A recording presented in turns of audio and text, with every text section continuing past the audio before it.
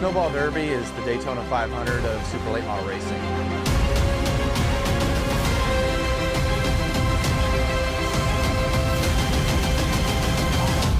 This is the Snowball Derby, live on Flow Racing.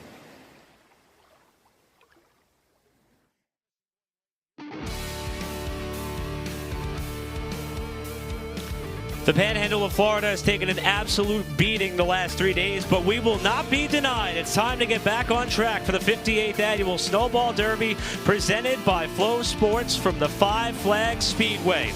After 3 long and dreary and damp days, we are just about ready to continue with our program here for the 58th Annual Snowball Derby. Good evening, everyone, and welcome. We're so happy for you to be joining us, along with Adam Mackey, NASCAR Cup Series champion Kevin Harvick. I'm Eric Brennan, and Adam, normally a traditional lead-up to the Snowball Derby is packed with enough on-track activity to give us storylines and a lot of information.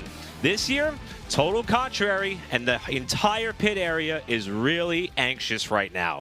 You know, normally this is the 2 most stressful laps all season long that drivers get a chance to turn when it comes to country pleasing sausage pole qualifying here at the Derby. It's even more stressful now because you've got 30 drivers that will make the show out of the top 30 in qualifying from 45 spots. It's even worse when it comes to the Flake with 62 drivers trying to get into 30 spots. And they've only had 1 hour of practice coming in for each of those 2 divisions. Normally they're on track for about 5 hours before now. So the stress level's really, really high. Kevin, you've been down in the pit area a lot this weekend, a lot of the buildup for this race. What are the nerves like for a lot of these drivers and teams, and how would you feel given the circumstances? Well, this is exactly the reason that I'm not racing the Snowball Derby, because of the fact of the pressure that comes with these 2 laps. But as you said, when you look at the intensity that is going to go with new conditions, track just drying, can you imagine if you're the first guy out? Now, a lot of them would argue that, you know, maybe the green racetrack might have a little more speed, but it's definitely intense down in the pit area. A lot of guys searching for what they need with their race cars, and now they've kind of gambled and thrown what they think they need to have at it. So it'll be really interesting to see how all this plays out. Gamble's probably the best word for it. Might be the biggest gamble that these race teams have to throw out there all year long. Now, as far as how we got to this point, as Adam mentioned, the lone practice session was held yesterday morning after we were essentially washed out on Thursday. We got that 1 hour block for each the pros and the super late models, and it put us in a position now where the next item on the agenda is going to be qualifying for the Snowball Derby. That will be followed by a last chance race, and then we'll pivot over to the pro late model portion, where the goal is to get, of course, tonight's Alan Turner Snowflake 125 in the books. The pit area is already heavily populated, and there is so much to look forward to as far as how the rest of this night is going to unfold. Someone who knows a lot about the pressure that comes with pole qualifying night at the Derby, one of our Joe's Racing Products pit reporters, will go down for the first time tonight to Bob Dillner. Guys, a lot of butterflies down here as all the super late models just had their cars uncovered, some of them allowing to have their engines fired here. But the first car out on the racetrack, just imagine this, 15 years old, making his first Snowball Derby start. Number 18 for Joe Gibbs Racing driver Max Reeves. And Max, what are the feelings like going out first and qualifying for your first Snowball Derby? I've got a lot of them right now. You know, this isn't the best way to start my first ever Derby, but the conditions aren't great, but I'm gonna give it all I got. You know, I think we got a good enough car to be making the race, but I don't know what water's gonna, I don't know what's gonna happen, you know. You look at the racetrack and a lot of drivers over there, Ty Majeski, Derek Kraus, looking at the track conditions. Does that help reassure you that the track is where you want it to be, or what is the thought process to attack these couple of laps? No, I don't feel any reassurance right now. I'm pretty nervous, so I'm just gonna go there. We'll see what happens. I don't really have any thoughts about it. No thoughts whatsoever for Max Reeves, but he's awfully good in the ARCA Series, 3 national wins in 7 starts, and he goes out first here today for Snowball Derby qualifying. Jim Trado. With a relaxed, believe it or not, driver who's won a lot of races, one of the favorites, getting some messing around going on. Actually, he was going to steal my microphone. When it comes to racing here at Flags Speedway in 2025, you must say Cole Butcher is among the favorites. He won the ASA Stars National Tour race, which was also Blizzard Race number 1. He won Blizzard Race number 2, Blizzard Race number 3, and the championship. If he has to take a provisional, he can, but it's qualifying night. He seems to be pretty relaxed. Let's check in now with the driver who wanted to steal my microphone. Cole, what are your thoughts right now? Yeah, no, I'm just ready to get my race car and go fast and turn left. But no, I think our Atlantic Toyota Camry is pretty good. We didn't get many laps in the last couple of days, but I think we're pretty confident in what we have. We've had a pretty good baseline the last, well, basically the whole year here. So we have a different car actually for the Derby, so that might put a little bunch in our plans, but I think we'll be fine. When it comes to this racetrack, it's sensitive, temperature-wise. You were here in March for the ASA Stars race. You won your second in a row here. You also raced here in the heat of the summer in June. What's this track like now, this cold, this wet, early in qualifying? You go out 28. I hope by the time I go up, it's going to be gripped up, but I'm kind of worried about those guys going out that, first. But, yeah, not really my problem. Confident for a driver who started as high as second. He had to start 28th a couple years ago and finished in the top 5 for the 4th time in 8 tries. Bob? Here's a guy that knows all about the Snowball Derby, 2-time winning Snowball Derby driver, Ty Majeski. I saw you looking at that racetrack. What do you see right now going into qualifying, because you go out pretty early? Yeah, it's difficult. The weather just really isn't cooperating too much. It's so humid out here. It's just hard to get this thing dry. So, yeah, it's dry-ish, but I think if, we had, more heat in the racetrack, I think it'd be fine. But I think the biggest thing that I'm worried about is just trying to build enough heat in these Hoosier tires to get them to grip the way we need them to. So, yeah, I mean, we're obviously stuck between a rock and a hard place. So eventually they're going to send us out, and hopefully it's ready. Is there any change in how you attack qualifying in these couple of laps because you want to see how that car is maybe on the first lap, or is it just go for broke? Yeah, I mean, obviously you have to feel it out. You don't want to wreck your race car on a wet racetrack, but yeah, you got to be aggressive. You got to act like the track's dry, and hopefully it is. Thank you, Ty Majeski. I want to show you a couple other things as we look over here. Several of the drivers actually checking out the racetrack. Preston Peltier here, and you can see that the track for about 2 grooves is pretty dry. When you get down here to this yellow line right here, just below it, there is a little moisture. Preston Peltier checking that out right here. And one other note before I throw over to Jim Trado, as we look over here, there will be a couple of pro late models going out onto the racetrack first to get a read on the racetrack and actually get a message back to the tower to make sure that this track is ready to go before we go to Snowball Derby qualifying. Jim Trado. 32 years ago, our next guest on the pre-race show was a crew chief that won what is now the ARCA Menard Series West Championship as a crew chief for his father, Butch. David Gilliland is back in the car that he helped build from scratch with a lot of guys in the shop at Tricon Garage. David, welcome back to Pensacola in a car you had a direct hand in. How cool is this and the challenge of racing in the Derby again this year? Oh, it's awesome. What a great event. Just a lot of great short track racers out here, and to be able to come out and do this, I just heard a stat I'm not too proud of, but I'm the oldest driver in the field again for the 2nd year in a row. So hopefully we can make that mean something and go out and have a good night. But what an event. We had a lot of fun building this car, and just got to thank Frontline Enterprise and Hidden View Dairies, Penske Shocks, all the great people that have helped put this together and helped me be here. So, but first of all, I want to thank God for the ability to come out here and do this, and I'm just very blessed to be able to come out here and still do it, especially at this age, I guess. Well, the boys put this car together as their night gig, their hobby. They didn't go and play cars. They were working on this short track car for you, David, but you qualified the car in 12th last year, not knowing what you had. What are your thoughts now about just getting a little bit of practice in just a couple days ago? Yeah, for sure. It's, everybody's got butterflies here qualifying. Luckily, with my age comes I've qualified a couple more times than these guys have too. So in my mind, I got that in my back pocket as my little secret weapon. But just really excited. It's been a special project, and we go out there and see what we got. He also may become the 2nd oldest pole winner at the Derby. Just saying, it can happen. Johnny Brazier did it at age 49. I'm going to say David Gilliland's got a great shot at doing just that, guys. Thanks, guys. Great job down there. If we want to give David an idea of how much of a runway he may still have, some of the oldest starters for the Derby, Red Farmer in 1999, his last one, he was 67. David Rogers, when he ran his final race 2019, 64. So David's still got some more time if he wants to keep coming out and doing this. This is his one and only race of the year. Saying like 49 years of age is so old. I'm looking at it now. It's not that old. I'm just a few years away from that. And those drivers definitely still strong when you look at a guy like Preston Peltier, who was so fast in practice yesterday, the experience level. David Gilliland, who had a fast race car here a year ago, and I think he's got some confidence going into it. How much is it for guys like that have been in these scenarios because they've raced for so long?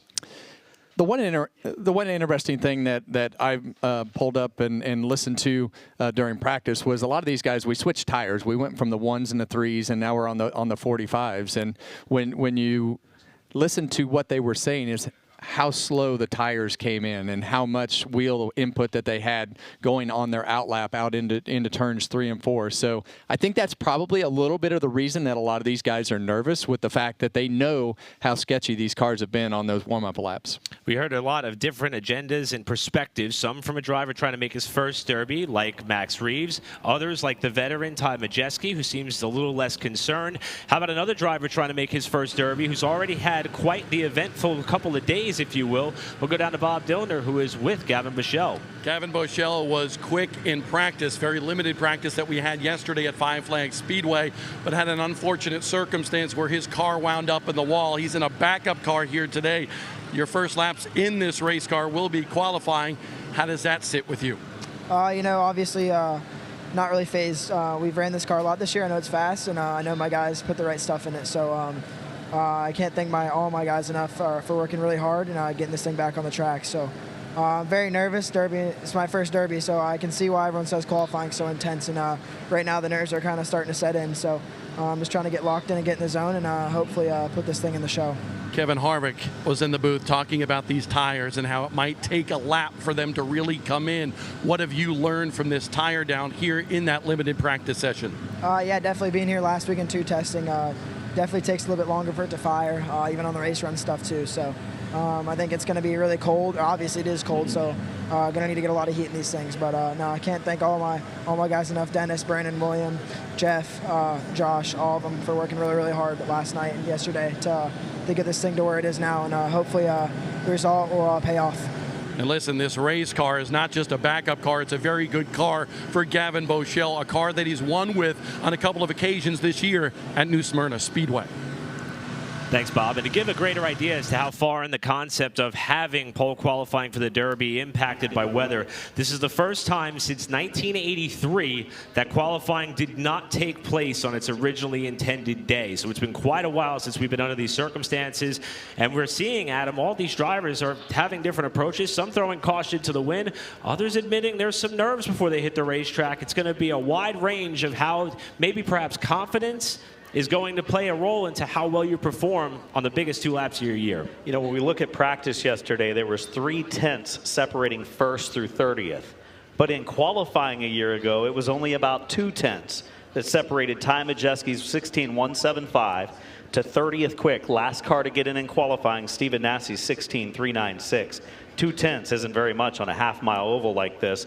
And when we look at it and we line those cars up and we show that after qualifying each year, it's a matter of less than half a car length. That's how tight it is. And I think when you look at the pace, what's the pace going to be? How much grip is going to be in the racetrack? And that's when you're not one of those first 3 guys not knowing what the pace is or what their grip level is. That's the disadvantage that the guys in the front have to deal with, right? Like, they're the guys that really have to throw that caution to the wind. So the later that you go in the group, you get a little bit more confident because of the fact that you know what the pace is. You've heard a little bit of chatter of what happens on the warm-up laps with teammates and just people talking. So these first few guys that have to go out, I guarantee you the stress level is super high, as we heard from our first car on the racetrack. And you've raced in a similar scenario where you've seen a track like this where you see the differences in colors. Up by the wall, it's darker, which means there's more moisture in that asphalt. But you see different spots. You think, man, there's no way we can go out there on this. You see that concrete patch there? It looks like it has a little bit of a shiny texture. Is that just moisture in the air? Or is that just the way that you're going to have nerves at hitting certain spots on the racetrack? And that's the unique part about this racetrack. When you see those granite-style patches that they've put into this racetrack, they're very smooth, right? So any of that moisture just allows those cars to slide. The other thing that the old guys notice, like you and I with your light on your desk here, but it is light, right? Like, right. You've been doing all this testing and everything that you've done has been in the daytime. When this track gets dark, that shadow and the way that this racetrack is lit, that shadow into turn 1 with the wall and those dark spots of moisture right below that yellow line, it becomes hard to know exactly where you need to turn in, and things change. And in qualifying, obviously, that speeds up. So a lot for the drivers to take in with all the different changes that are happening for them from practice. Bob did a great story yesterday about how the approach to turn one, you almost want the left front fender just about grazing that inside wall to nail that perfect line and perfect lap. Some of the best fans in motorsports sticking it out with us in what has been a long stretch of days. But when we come back, we anticipate country-pleasing sausage pole qualifying for the 58th annual Snowball Derby at Five Flags.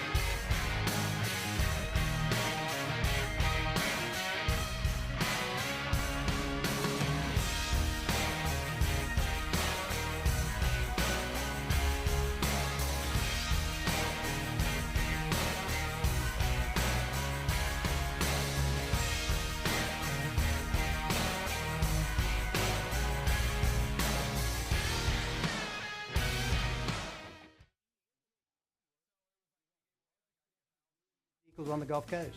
We also offer certified technician services and rentals. Come see our new location, Buggy Works, in the heart of Car City. MD3, the most advanced body panels on the market. Aerodynamic, manufactured from the highest grade and lightest weight materials, tested tough for optimum performance. The highest quality and most durable products you'll find anywhere. Our products help racers around the world reach victory lane. Winning never looked so good. MD3, the #1 body choice for top dirt racers.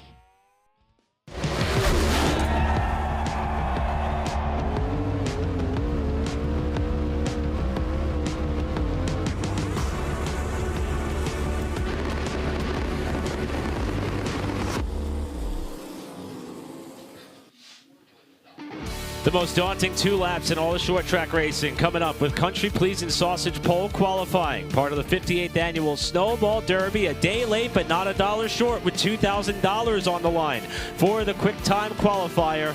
Now, as we are hoping, we are within about 15 minutes of that trial run that was mentioned earlier with some of the Pro Late models to verify whether or not the track is good to go. And as you can see, all efforts being exhausted by what I'm sure is an exhausted track crew here at Five Flags after all that they have had to endure over the course of the last 3 days. But the pit lane is still a very busy place. We're going to throw it down to one of our Joe's Racing Products pit reporters and Jim Trado. And the winning driver from a year ago knows how to put down a lap and save something for the final 20. Caden Honeycutt back here to defend his Snowball Derby title. And you go out later like 30-something, but more importantly, you qualified second here a year ago. You stayed within the top 5 really throughout that race. How important was qualifying looking back 1 year ago to how important it may be tonight? Yeah, I think it's definitely going to be a lot important for sure, especially after the track drying out. There's jet fuel out there, and there's stuff that will definitely benefit us going out in the back. So, and it also give us something where we need to shoot for and see how hard I really need to drive to put in the show and get us in the top 5. So I'm definitely going to try to go for the pole, no doubt. That's just how I am, natural instinct. But you know, I just want to thank everyone at this race team. Special thanks to Stephen Nasty for letting us have a motor. We had a motor let go Monday, and he was very kind to help us even after we finished first and second last year. So yeah, I just want to thank everyone on this Cook Electric team, Hampke, JC, and all my crew guys that do an excellent job. And we're just looking forward to tonight and see what we can start at come Sunday and have a good spot to go out and to defend our title. You had that speed last year. You won the Pro Truck race, and you know what?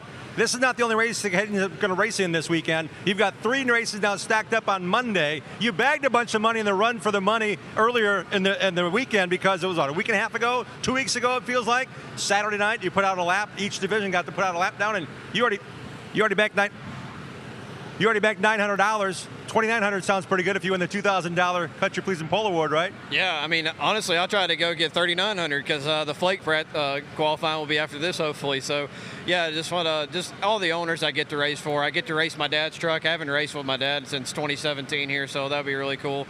John Howes worked extremely hard on that modified to try to beat that Stuckler guy. He's been really good the past 3 years. So, yeah, we'll try to do that all on Monday, but hopefully we can go out and win a Flake tonight with the Alex Roberts crew and put this thing either on the pole or the top 5 tonight and have a good race on Sunday. Proving at every opportunity you can become a legend starting here. He won this race a year ago. He's now locked into a brand new ride in 2026. The number 11 championship team for Tricon in the Truck Series. So a lot in the positive direction for our defending race winner, Caden Honeycutt. Bob? Well, right now down here in turn number 1, you see the torch going on the racetrack. They are trying to dry out some wet areas down here in turn number 1. You can say, why are they drying out right there? Well, this is that area of turn 1 where the cars get down. They actually get down below that yellow line. You can see some of that moisture up against the wall right there. So they figured get out the torch, put some heat to it, and try to dry things out. A lot of onlookers down here in turn 1 to see what's going on, see how wet it is.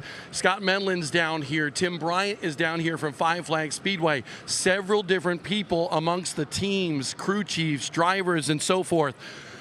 So Derek Kraus is one of those drivers that's going to go out pretty darn early, second in qualifying. Derek, what do you see right now in regards to this racetrack?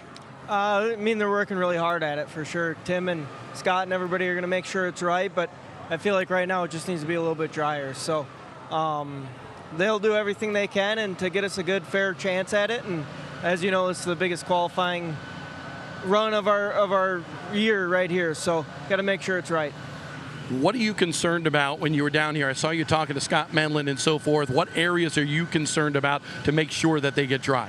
Like you mentioned, just below the yellow line, that's kind of where you run here. So you just got to make sure it's dry for us, and I know they'll do a good job at making sure it's dry.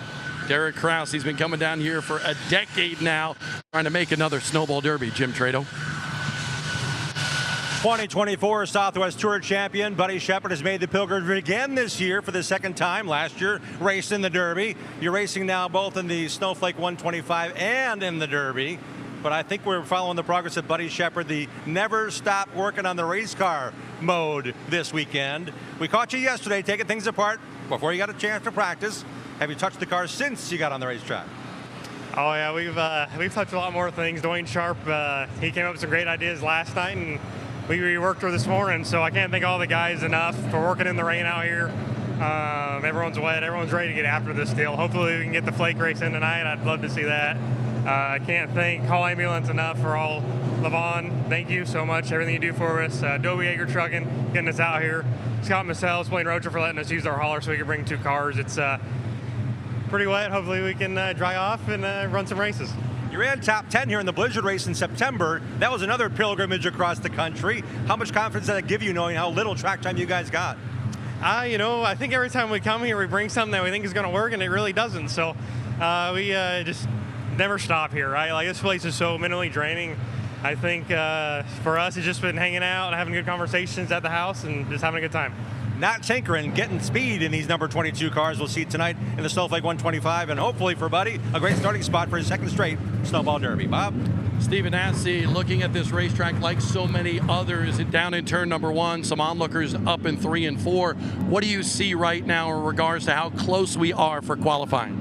I mean, it's still pretty wet. This is just such a big deal. It's hard. These first few guys are definitely going to have their hands full, but it's not far from being done. I'd hate a bunch of people to get messed up because the track's not quite ready. So whatever they got to do to get it right, so we can put down some good laps and then be ready for tomorrow. I like what you just told me when I asked you what you're thinking. What did you respond? Yeah, I try not to, especially situations like these. There's a lot of good cars. But I know my team brought me a good car as well, and we just got to get in the show, and then we'll worry about tomorrow when it comes. I know you didn't have the speed yesterday in a very limited practice session. What did you throw at that car to make it faster for this qualifying run? Yeah, hopefully they put some special sauce in the tires or something maybe, and we can get lucky here. Like I said, there's a lot of fast cars. We made a few changes, and hopefully the right ones. No matter where Stephen Nasse qualifies, he will be a factor in the race on Sunday. Thanks, Bob. Stephen Nasse is scheduled to be the 29th car out to qualify. Last year, he was the last car to make the show, to lock himself in 30th place with that top 30 effort and run. And as we can see, a lot of work still going on here. Adam, we've undergone a lot of different changes and iterations to the schedule and plan of events. So here's what we've got coming up here, at least tentatively for now, in terms of the objective and agenda for tonight's on-track program. All of the preliminary events that were scheduled over the course of the last 3 days have all been pushed to Monday, and you can still watch that on Flow Racing. But Adam, here's what we expect for this evening. Yeah, we've got snowball qualifying to lock in 30 cars to start off for tomorrow's race, then a last chance qualifier, 25 laps to lock in 4 more drivers to tomorrow's field. Snowflake qualifying to lock in 30 of 61 entries, and then the last chance for the Snowflake. 2 of them will be held because of the large field of cars, 20 laps each for those, and then the Alan Turner Snowflake 125. Quite the process, but understandably why. With the fields of the size and caliber is what we have on hand here tonight. Of course, each driver hopes that they could close out their qualifying attempt, knowing they are locked into either the Snowball or the Snowflake on the weekend. Now, the good news we've got is they have vacated that area down in turn number 1, at least for now, so it appears as though that trouble spot may be at a place where they are willing to try to see if they can get those Pro Late models out on track. We are inching closer to the start of Country Pleasing Sausage Pole qualifying for the 58th annual Snowball Derby presented by Flow Sports. We'll be right back after these messages. For more than 35 years, Flying A Motorsports has been the trusted name in race trailers, motor coaches, and toter homes. As the world's #1 intake trailer dealer, Flying A leads the way in custom-designed race trailers and car haulers built to fit your vision. With a massive lineup of in-stock inventory and fully built custom builds from top brands like Intech, Renegade, Showhauler, T&E, Bravo, and C-Tech, we're ready to equip racers at every level. Whether you're a dirt racer, drag racer, or hot rodder alike, we have something for you. The fastest growing name in the motorsports industry is the Racers brand of safety gear and apparel. Winners wear K1.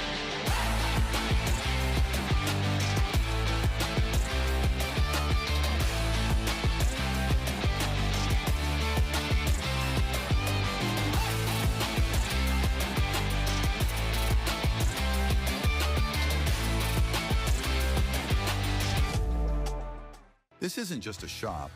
It's where racers build products for racers with blood, sweat, and gears. At Buzzy Racing, we know what's at stake because we race too. From rear-end rebuilds and tube straightening to dyno-tested steering boxes and transmission overhauls, we don't just fix it, we build it like it's our own. Family-owned, track-proven, built with purpose, built to win.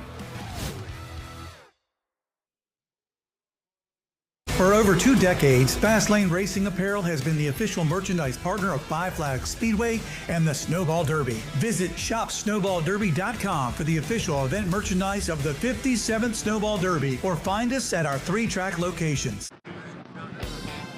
Welcome back to the Panhandle of Florida, live on Flow Racing. It is Snowball Derby qualifying at Flags Speedway in Pensacola, Florida. A little bit of a delay qualifying on a Saturday night here at Pensacola. Derek Griffith, he feels lucky because he's going out a little bit later in qualifying, but how do you feel for some of these guys that will go out initially on what is a very green racetrack? Yeah, man, I feel terrible for him, especially Max. I mean, first one out. Not a ton of qualifying times here, so I don't know. I feel like it's deja vu. Me and Ty and Noah walked out a couple of years ago, and we're like, no way we're doing this. And I mean, at least it wasn't wet then, but I feel terrible for those guys. It's going to be slick. You come from New England to come back down here and run the Snowball Derby again. What brings you back, and how good is your car for qualifying? I'm really, really happy. I mean, we only got an hour of practice yesterday, but I'm super happy. I made one mock run. I was like 19th. Very happy with that.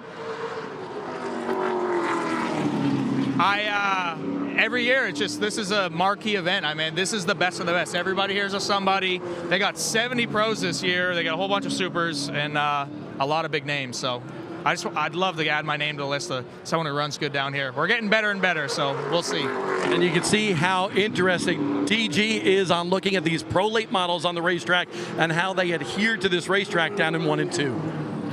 Thanks, Bob. And the plan is with these sight laps, they got 2 laps to get up to speed, 5 laps in anger. You see the 82 on the left side of your picture. That is Rafe Slate, who is going to try to turn some laps. And also the number 91 Pro Late models on the racetrack, Jim Wall out of Madison, Alabama. They are the 2 cars that are going to see what this track has to offer. Thumbs up or thumbs down with Snowflake qualifying on the horizon. Kevin, what are your thoughts so far? Well, it's always very interesting with these racetracks that have really old asphalt like this. I was telling you guys earlier, one of the fastest laps that I ever ran at Charlotte in a cup car with the old asphalt, it looked like it was wet.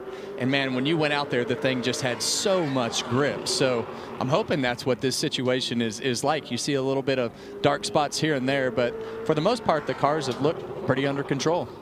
It looks like the racing groove is pretty wide. You could almost run too wide through the corners, too wide off the corners. A little bit of darkness on the bottom of the track, down out of the groove. You normally don't get down that far, and I think I'd give it the thumbs up, guys. I'm feeling pretty good about it.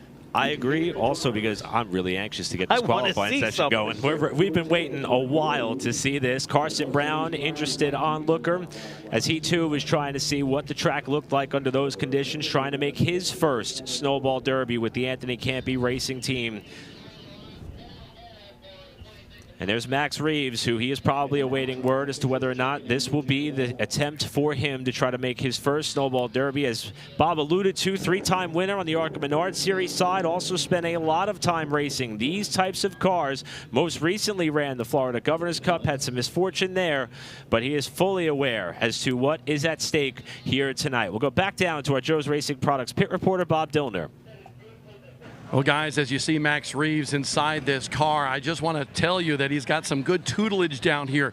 The gentleman that is standing by the door right there is Jeremy Pate, a former Snowball Derby pole sitter. And Jeremy has been tutoring him throughout this weekend. Remember, this is Max Reeves' first attempt at the Snowball Derby. And he also has somebody that Kevin Harvick knows really well on his side as well. NASCAR Hall of Famer Bobby Labonte down here helping Max Reeves get adjusted to this high-intensity world of Snowball Derby qualifying. And remember, Bobby Labonte ran this race back in the late 80s.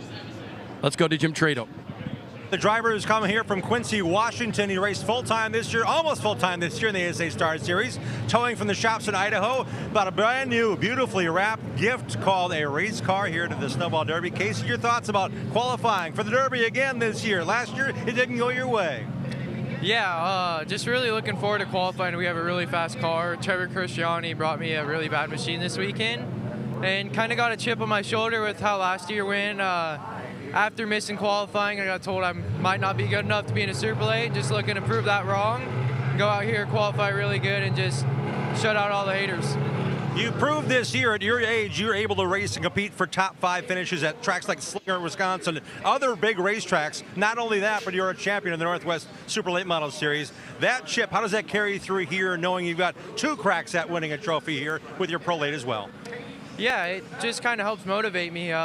Just hearing that, knowing that's not the case, motivated me to do better and to prove everyone wrong, and just kind of lit a fire inside of me this year. And we've shown we got a lot of speed, just unlucky finishes and just bad luck has kind of held us back, and just looking to put all that behind us and go out there and show everyone we can do what we came here to do and win.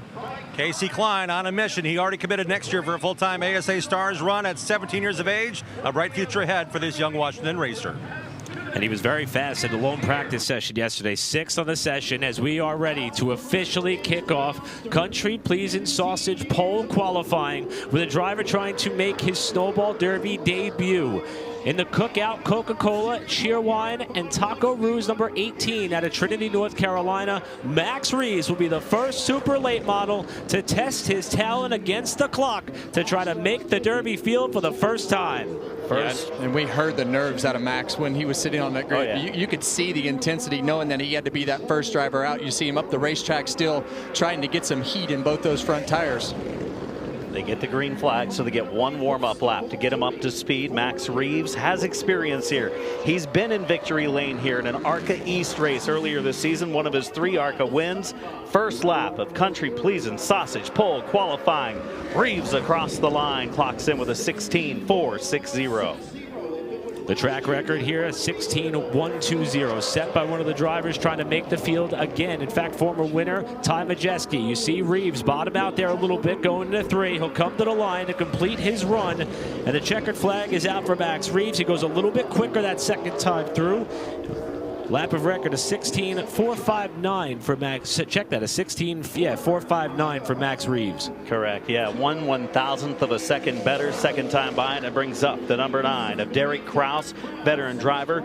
Many starts here, 8 Derby starts and 10 attempts for the Kafka Conveyor. Shockwave Marine Seating number 9 from Stratford, Wisconsin, one of the regulars on the Appalachian Sucker Punch ASA Stars National Tour. The Wisconsin driver is underway. Yeah, and we saw in that last lap with Max, he bottom out into turn 3. When the air gets thick like this, sometimes the travels in the cars and the speed and everything makes those cars hit the ground, and that's the part that you don't want to have happen. Derek hustles the car off of turn 4 to come to the line. It's a 16.60 for Derek Kraus, who is a driver who made 2 Cup starts this season, and he said just before he got in his car, this is the most important qualifying session of the year by far. Looking for some insurance here on lap number 2 as he comes to the stripe. He'll go faster yet on the second lap, but not faster than Reeves. It's a 16.48 with an 8 for the number 9 of Derek Kraus. Kind of looking at yesterday's times, guys, a 30th quick in practice, and it was only 1 session early in the morning. Temperatures were about the same. 16.609 was the 30th quick time by Corey Hall yesterday. Both of these drivers in the 16.4s. I think tonight's track's going to be faster. Yeah, and I think as this evolves right here and everybody is able to see what that grip level is, they're going to get that pace. And I still think that second lap of Max Reeves is probably a little bit off because of the fact that he bottomed out in turn 3. He had a great first lap in the mid-4s there. This driver may show us what this track has. He was the pole sitter here last year. Second time he did it. The time before that, 10 years ago, when he set the track record. Debuting the new Menards partnership here at the Derby. Ty Majeski with a 16.345 on lap 1. Yeah, that's a good first lap, but it's still a little bit off of what he had a year ago. A 16.175 is what put him on the pole in 2024 across the line. Majeski 16.301. But how conservative are these first 3 drivers right now, thinking, what am I going to feel when I get out on this track? Yeah, and that's the tough part about qualifying, is just knowing that you got to lay it all out there on the line and in these track conditions and everything. I'm a little surprised that the second lap pickups haven't been more than what they have, which tells me that those out laps are a little bit better than we probably thought they were. Next up on the racetrack out of Herman, Maine, trying to make his Snowball Derby debut after 3 former appearances in the Snowflake 100. Driving the Coldbrook Trailers, Sturms and Daughters, and Hopkins Milling and Paving, number 15. 2019 past Nationals champion in the Super Late Model Series. Mike Hopkins is around and up into the wall hard in 3 and 4. Yeah, we'll have to go back and look at the replays, but it looked like that car bottomed out right there as he went into 3. We've seen several of those cars bottom out because the way that car turned around. That was abrupt. It was abrupt. A hard hit on the left rear for Mike Hopkins.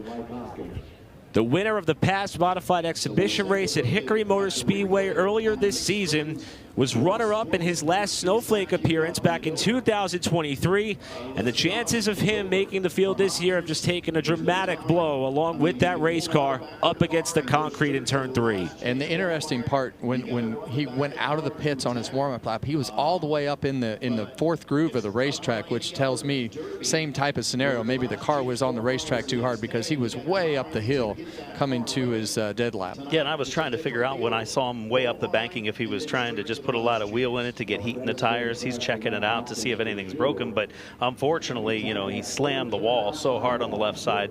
Rear end destroyed on the Hopkins machine, a driver from the Northeast who came in here expecting to run both the Flake and the Derby, but backed out of the Flake appearance to concentrate on the Derby car. So we'll get a chance to take a look at the replay.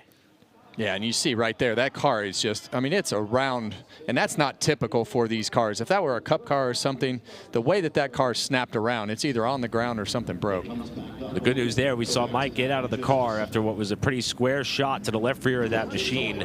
And unfortunately, problems for the fourth car to hit the racetrack on the opposite end of the spectrum. The fastest car thus far in this session. We'll go down to our Joe's Racing Products pit reporter, to Bob Dillner. And that belongs to Ty Majeski so far, third car out. How was it, Ty?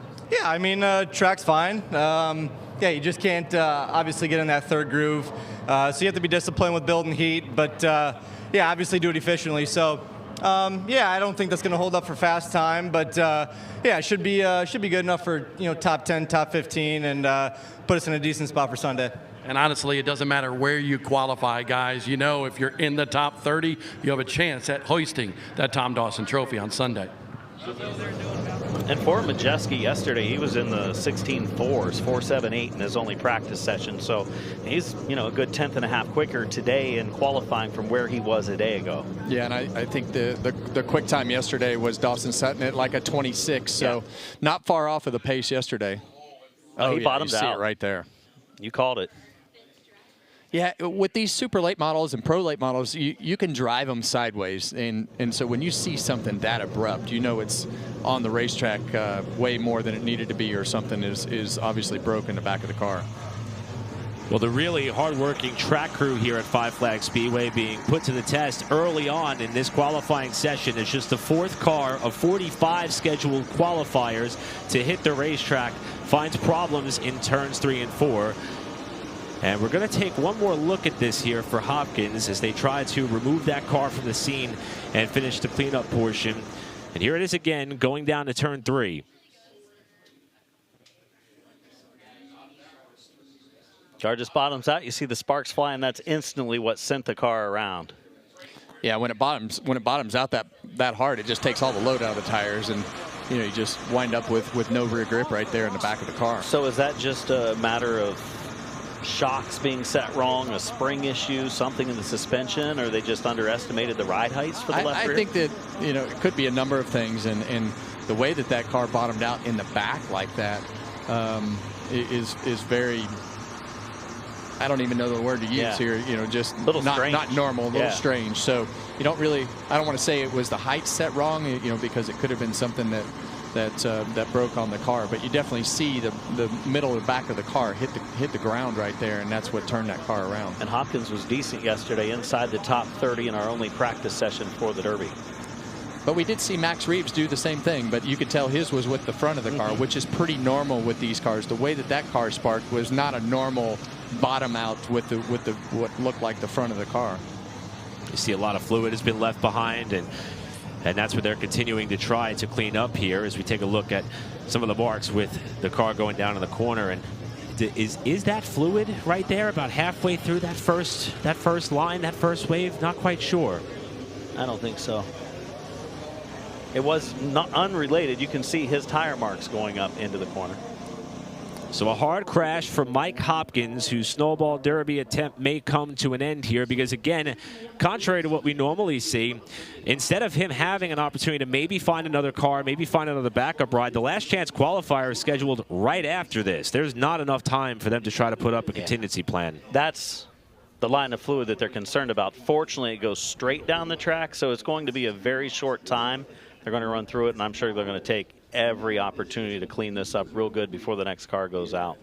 A little bit of downtime as the cleanup continues. We'll go to Joe's Racing Products pit reporter Jim Trado. 2018 Snowball Derby champion Noah Gragson qualified 8th that day. He's qualified as high as 3rd.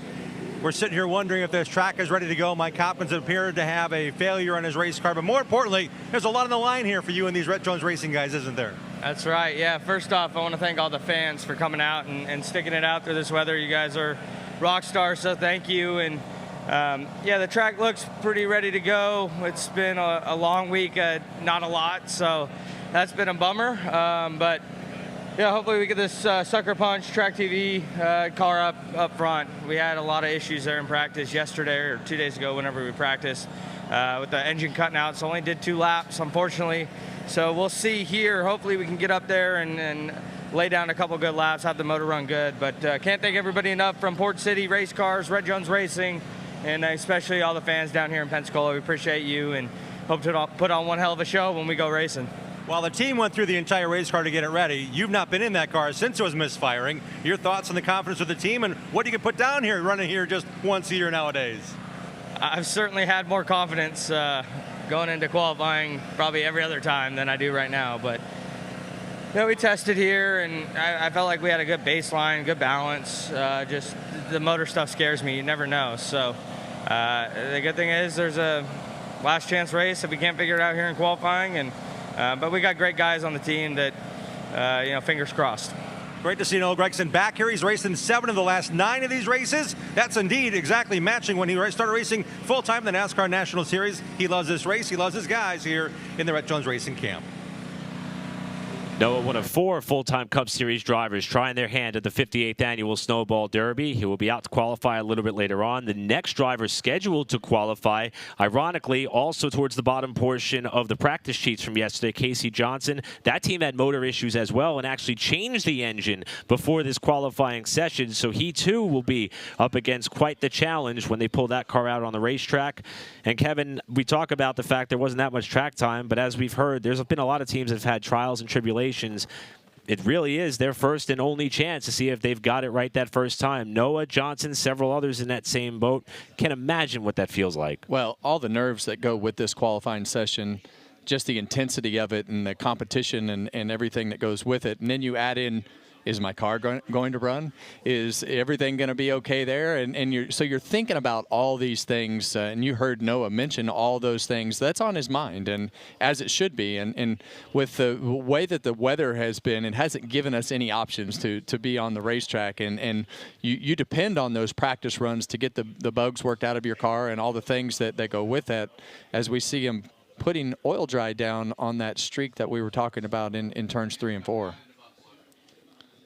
So right now qualifying in a bit of a holding pattern after a hard crash from Mike Hopkins out of Herman, Maine, up in the turn 3 wall. The good news was Mike did get out of the car under his own power, and you could see why we all were exhaling a sigh of relief there, as the left rear of that car and more is absolutely destroyed. That car looks like it needs to be in St. Louis at the dirt race. Be the right rear that was tore off of it. Well, they've pretty much torn everything on every corner. So we are 4 cars in to Country Pleasing Sausage pole qualifying for the 58th Annual Snowball Derby. We'll step aside as cleanup continues down in turns 3 and 4. We'll be back to see who sets the quick time in the 2025 Snowball Derby.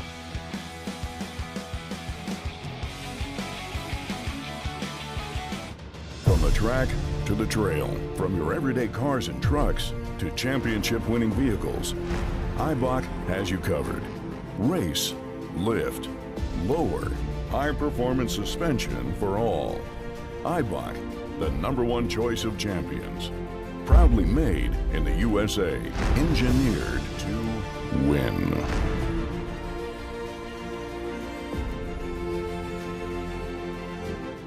Tickets for the 2026 season of Speed at Worldwide Technology Raceway are on sale now. The Bommarito Automotive Group 500, June 6th and 7th.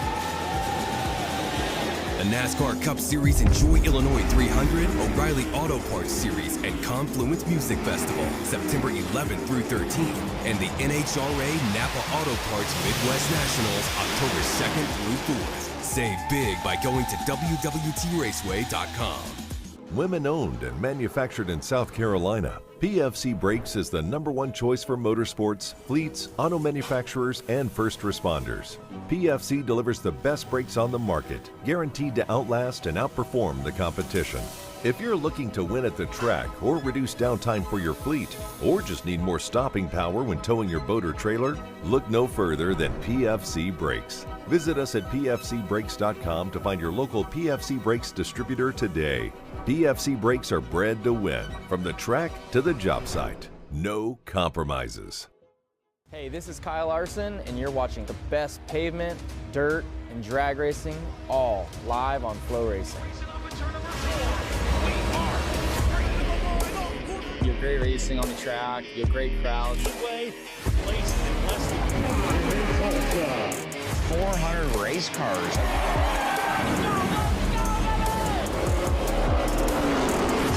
Laps to go. Corner number 4 at the line. Brandon over. Welcome back to our Flow Racing coverage of the 50th Annual Snowball Derby, qualifying for the Country Pleasing Smoked Sausage Pole Award. I'm Jim Trado, hanging with Bob Dillner and all my friends here on Pit Road. 45 cars are going to make an attempt qualifying. 4 have gone this far. The driver's going to go on 20th is Austin Nason, the veteran out of Roscoe, Illinois. Austin, you raced here a lot. You've also been on the DNQ side of things a couple times. You were at the rail here watching each of those first 4 cars go out.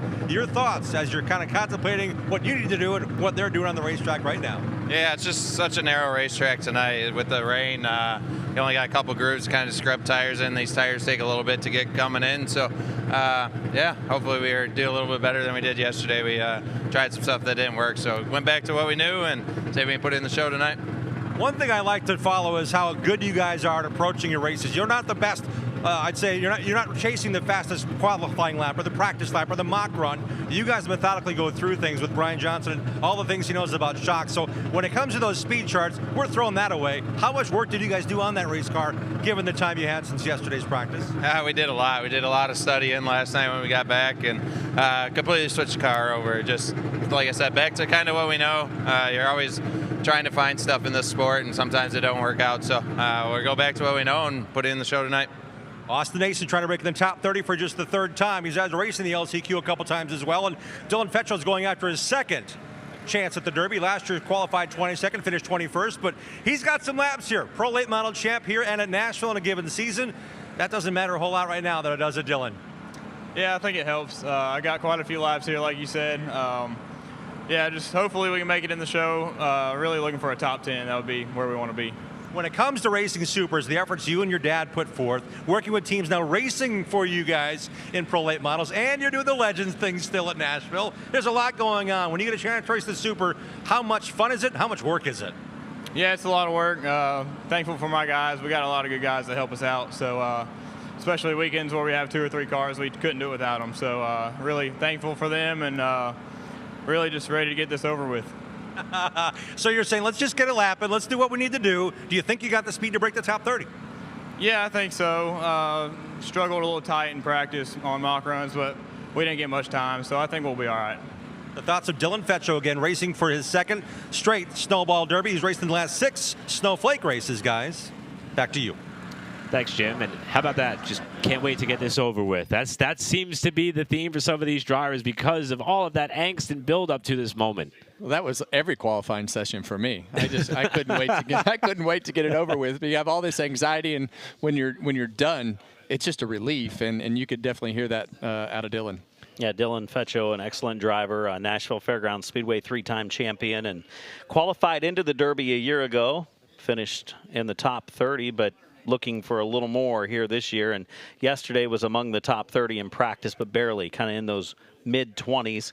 See the drying agent that was put down over what they said came from the 15 car after he bottomed out, but that's pretty far through the corner. I'm thinking that came from the lap before. Well, for an update on the driver who was involved in the accident in turn number 3, we'll go down to Joe's Racing Products pit reporter, Bob Dillner. I just spoke to his team down here as they assess the damage on this car, and it is destroyed in the back end. But they thought, and Mike Hopkins came on the radio and said, I think a left rear tire went down, and that's why the car bottomed out. I heard you guys talking about that. I have not seen the wreck, but apparently that car hit the ground because of a possible left rear tire going down, according to Mike Hopkins from that team. Thanks, Bob. Hopkins, somebody who has scaled back some of his racing efforts. He's got a couple of boys who've been playing a lot of baseball as of late, but he does take his talent south off, and 2-time winner in the Cars Tour on the Pro Late Model side in 2023. He was trying to make the Snowball Derby for the first time, and you see him going over the incident with some of his peers as well.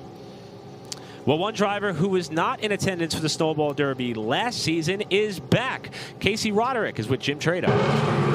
Casey's got a new ride as well. Port City Race Cars gave him a good call right before the All-American 400. I'll tell you what, this bright yellow, number 34, teammate to Noah Gregson for Red Jones Racing, has a really solid race driver behind the wheel. What's it feel like coming back here to the Derby for your 10th time in his Super, Casey? It feels great to be back. Derby week's always fun. You know, the weather's been iffy this year, and it's made it for a long week so far, but glad we're about to get going and see what we can do in qualifying here. I feel great about our car.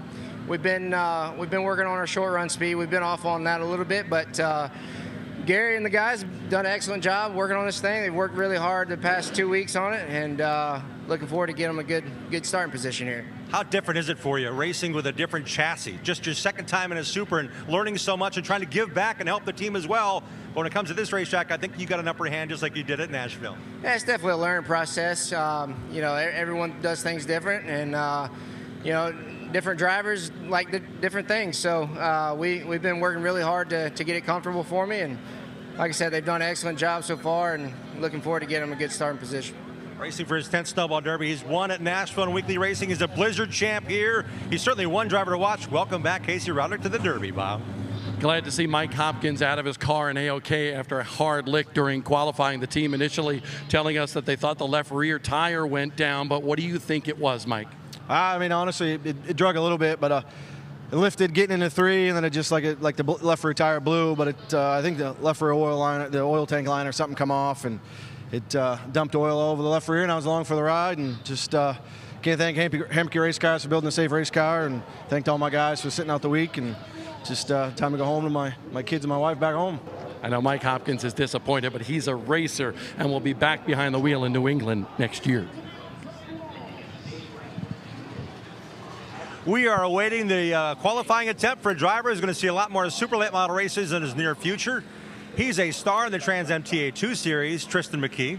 He also, at 15 years of age, is racing for Richie Waters here, a winner of the Derby back in 2004 with Stephen Wallace. And Tristan, you guys have had some speed. What are your thoughts now as we're awaiting qualifying, something you got pretty good at when it comes to late model stocks and Trans Am series? Yeah, we'll see. Obviously, it just kind of started raining here in the past few minutes, so hopefully that kind of holds up here for a few, and we can get going here. Got a few more cars before we roll out, so hopefully we'll get some heat back in the track before I go out there. But I'm looking forward to it. It's my first Derby. It's been a rainy first Derby experience, but I'm already looking forward to the next year. So I just got to thank all my Richie Waters guys. They brought a fast car. We had some motor issues yesterday, so struggled a little bit there, but I feel like we got it tuned in. Thanks to PB Blaster and Gunk for all they do coming on board this weekend, so looking forward to it.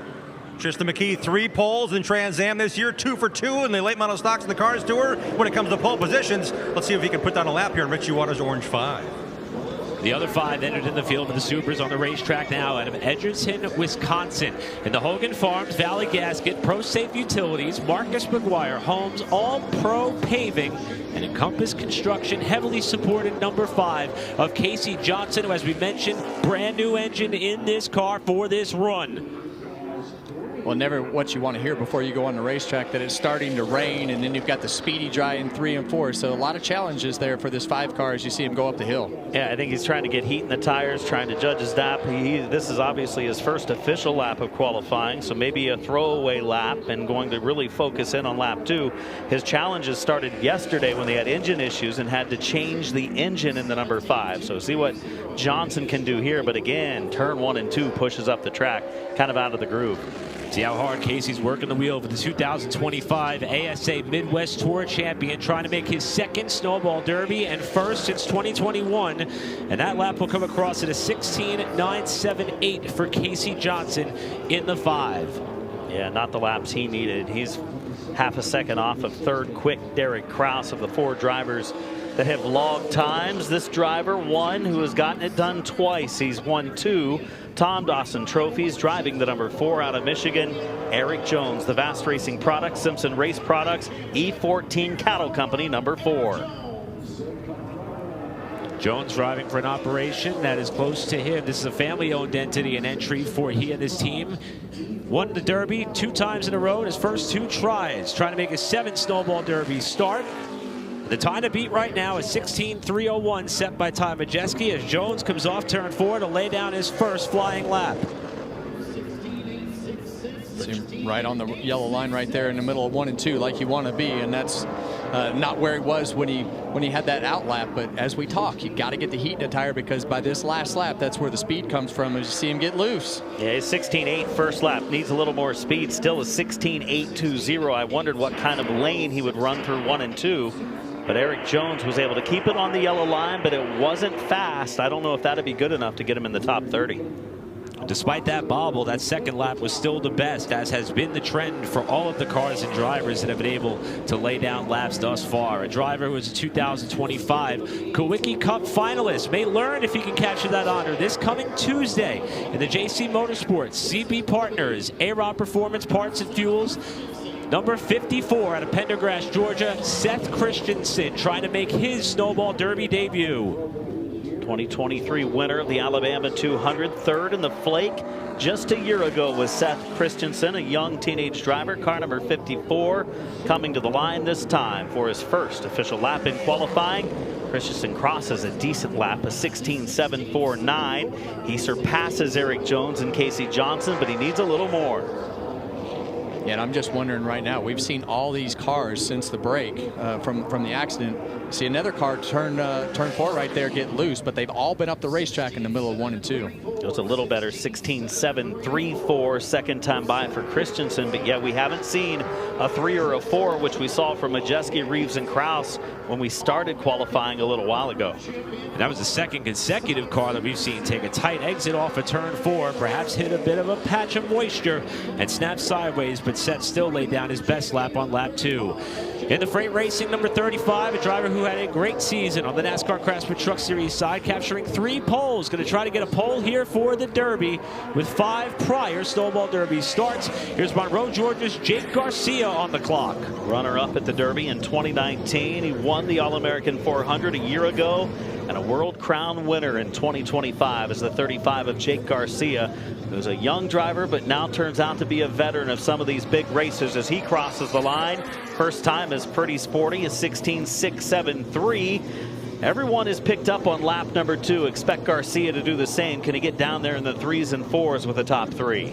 Yeah, and he's still seeing everybody struggle down there in 3 and 4. Garcia is going to complete his lap. Will be slower on lap 2. Let's go to Bob Dillner. Eric Jones, I know that was not the lap you wanted. How did it feel? Yeah, I guess me and Casey cleaned the track up. That's about it. So just a lot of oil down, and yeah, just slow. So didn't drive bad, just slow, just slick, and so we'll go from there. Casey Johnson said the same thing when he got out of the car, guys. He was pretty frustrated. Said there was a lot of stuff on the racetrack down in 1 and 2. Unfortunate for Jones, who finds himself 6th of the 7 cars who've completed their laps so far. Out of Concord, North Carolina, the Alliance Rental Solutions, CNC Boiler Sales and Service, and Hamke Race Cars number 44, Matt Craig. Craig has started 6 of these races. His best finish came in 2023 when he was 5th. Matt Craig with the Bob Lyons race team for the Super. For the Pro later, will be qualifying for the Snowflake and his family-owned number 54. 4th quick on lap number 1. Lap 2 for the North Carolina driver, Matt Craig. Craig will stay in the number 4 position with a 16.552. That is the best lap we have seen since we've gotten back underway. Yeah, and that car right there for me brings back a lot of memories. Raced against Bob Lyons a lot in the Southwest Tour days. Hadn't changed his paint scheme, still that red 44. Here's a driver also, Kevin, you've spent a lot of time with over the course of the last couple of years. He was fastest in the lone practice session held yesterday in the Rackley Roofing War Shocks SP Tools number 26 from Lebanon, Tennessee, Dawson Sutton.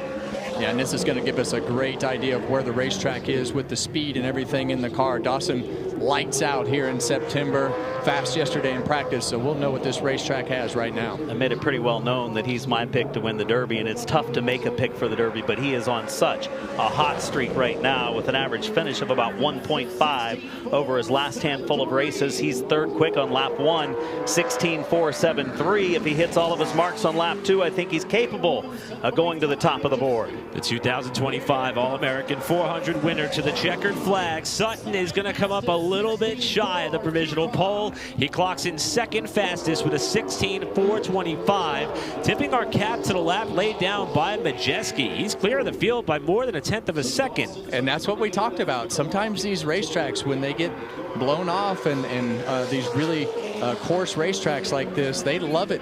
From a grip level standpoint for the first 2 or 3 cars. And a lot of folks were worrying about the jet fuel. You know, they obviously use a jet dryer to help dry the surface. And is there residue on the track that makes it slick from the jet? Well, Majeski was one of the first out. He has the fastest of our first 9 qualifiers. We've documented the story of Gavin Bichel's maiden Snowball Derby voyage in the JBL Audio and TRD number 24 for Wilson Motorsports. Gavin Bichel on the racetrack to see if the backup car in his first laps in this car is going to give him what he needs to make the show. As Bichel comes in 8th quickest, we'll go down to Jim. The weather guys, we can see our breath, no question, but a lot of teams have now said, you know what, we need to put something on the windshield. There is no defrost button on the windshields of these cars like you do it in your passenger vehicles, so a lot of the teams have said, we need to put at least some cloth on the windshield to keep the fog down, perhaps some condensation, perhaps what could be fogging on the windows here. So as they leave pit road, they want every opportunity for the driver, A, to see clearly, but B, to keep that fog and perhaps even a little bit of moisture going down in the airbox. So a lot of things going on down here for the cool temps and the cold conditions and the damp conditions here for these drivers. Unique circumstances for sure as Bichel wrapped up his session in 6th. Here's Northfield, Minnesota's number 36 in the MGR Herman's Landscape Supply Nortec Equipment entry for the 2nd generation driver Ty Fredrickson. Pair of Midwest Tour wins in 2025, got hot in the second half of the season. Started as a full-timer with the Appalachian Sucker Punch ASA Stars National Tour. Had some bad luck, some tough races early on. Kind of backed it down, stayed a little more local, won the Thunderstruck race at his home track, Elko Speedway in Minnesota. First time for the 36 of Ty Fredrickson. His debut at the Derby is good so far. 16:548 into the top 5. Car looks really stable for Fredrickson. He was 5th that time around. Here comes Fredrickson off of turn number 4 to complete his lap. And as he comes to the stripe, Fredrickson will remain 5th. We'll go to Bob, who's with Dawson Sutton. Dawson Sutton, you just missed on the top time so far. How was the run and the track at that time? Yeah, for sure. It definitely, it's really close there. I felt like we had a really good car all day yesterday in practice, you know, with the laps we did get, but overall, pretty solid lap time, and I think that'll give us a decent starting position for tomorrow, and I'm just super thankful for my guys for giving me a great race car. I wish we went a little bit faster. I think we just need a little bit more turn to the center, but also I'm just really excited for tomorrow. Brandon Lopez trying to make his first Snowball Derby on the racetrack out of Atlanta, Georgia, in the Atlanta Paving and Concrete number 6. One of 12 drivers making their first attempt at the Derby is Brandon Lopez in the 6. He and that team extremely busy with several entries between the Flake and the Derby. Cars Pro Late Model win at Caraway this year. 2nd in the Cars Pro Late Model points. Lopez, lap 1, 9th quick out of the first 12 that have logged times for Brandon Lopez. Yeah, Brandon's made a huge progression this year, gone through the Pro Late Models into the Late Model stocks and now into the Super. So he's raced a lot of cars this year, looking for a little speed on his 2nd lap.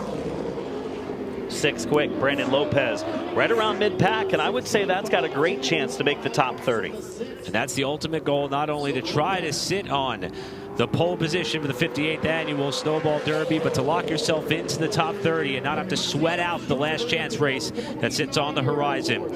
In the Frontline Enterprises number 98 out of Troutman, North Carolina, David Gilliland, who we heard from earlier, was the fastest car in the combined practices last season, made the race. This is his one and only on-track venture in 2025, and he will be the 13th car to qualify. No, you missed the most important part there, Eric. He's the oldest driver in the field. I mean, from an old guy to an old guy, I want to see him do well.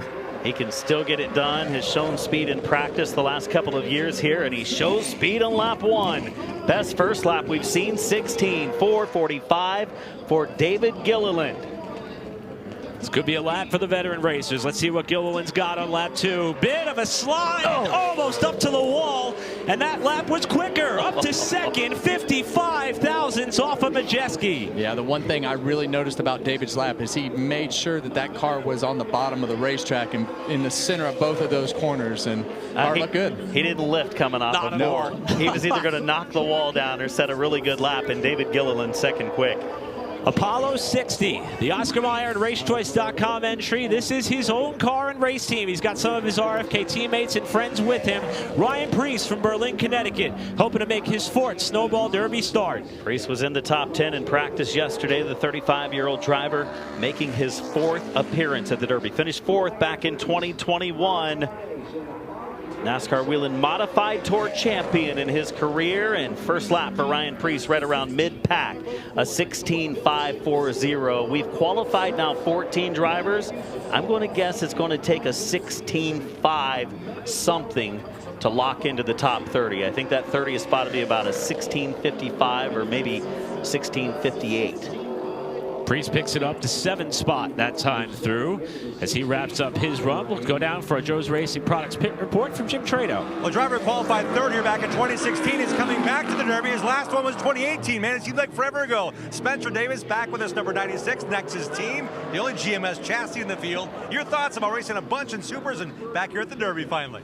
Man, it's awesome to be back here at the Snowball Derby. Obviously, it's a little bit different deal this year, but our 96 Nexus Racing Surf USA Mobile GMS race cars machine has been pretty stout since Tony Airy Jr. came up with this chassis over there with Mike Beam and Maury Gallagher. Man, I'm just excited to be here. I got 2 good hot rods this weekend, and we're about to show it here, both hopefully. Obviously, our main goal is try to get the pole, but we're going to race good. And part one's making the field here, and you don't ever know what's going to happen. I mean, we're in the coast in Florida, right? Hopefully, there's no pop-up showers after we go out. I saw your eyebrows raised way up when you saw Gilliland's lap. What do you think you need to put down now? Yeah, man, he was giving her all she's got, and I don't know, maybe going out early was a better call this year, but there's a reason I don't draw. I don't feel like it's on me, right? So Miss Snowball, have us going out there 33rd. We'll see what happens, right? There's some heavy hitters coming up, and we'll stack up fine. The thoughts of Spencer Davis in one of the 96 cars here, guys, Bob? Over here with David Gilliland. Harvick was rooting for you from one old guy to the next, but I want you to describe coming off of turn 4, coming to the checker. That was good. I got a little free, probably rushed the got a little bit, but I only do this once a year. I need to spot in these guys something. Then you hear I am the oldest driver in the field too, so that, but then in my mind I kind of turned that and I thought, well, on the flip side of that coin, that means I've qualified more than these guys, so we're going to use that to our advantage. So really happy with our front line, Toyota Camry, everybody.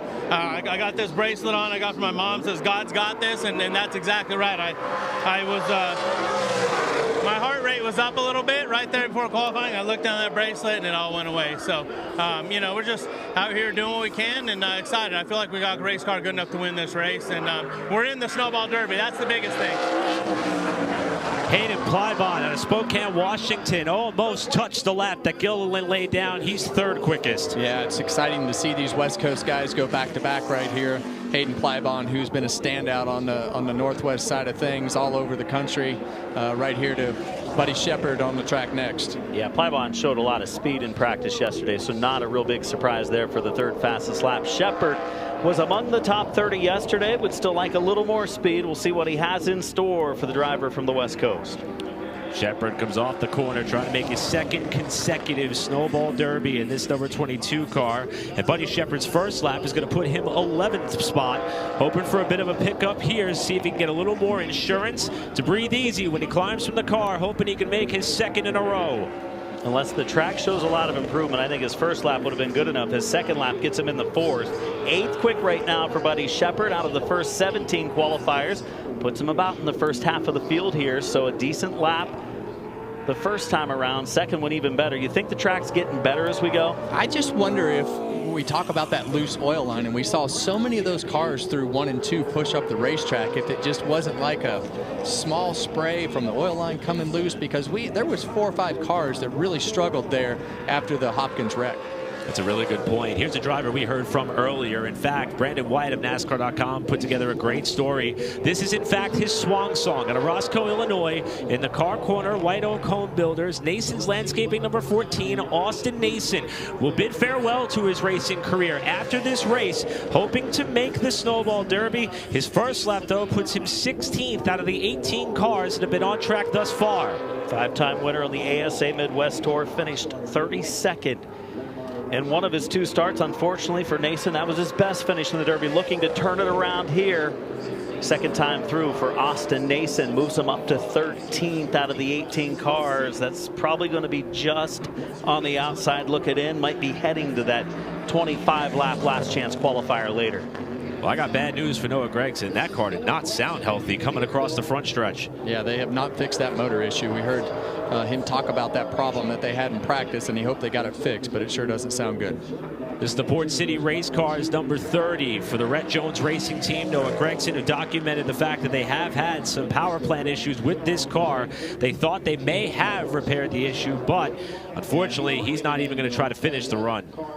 Yeah, it was definitely down a cylinder at least coming by here on the front straightaway. Did not sound good for Gregson. He was slow yesterday because of the issue, and now takes it to pit road. That beautiful Appalachian Sucker Punch Track TV number 30 car with issues for Noah Gregson. The driver's currently 9th on the charts is with Bob. Yeah, bad break for Noah Gregson.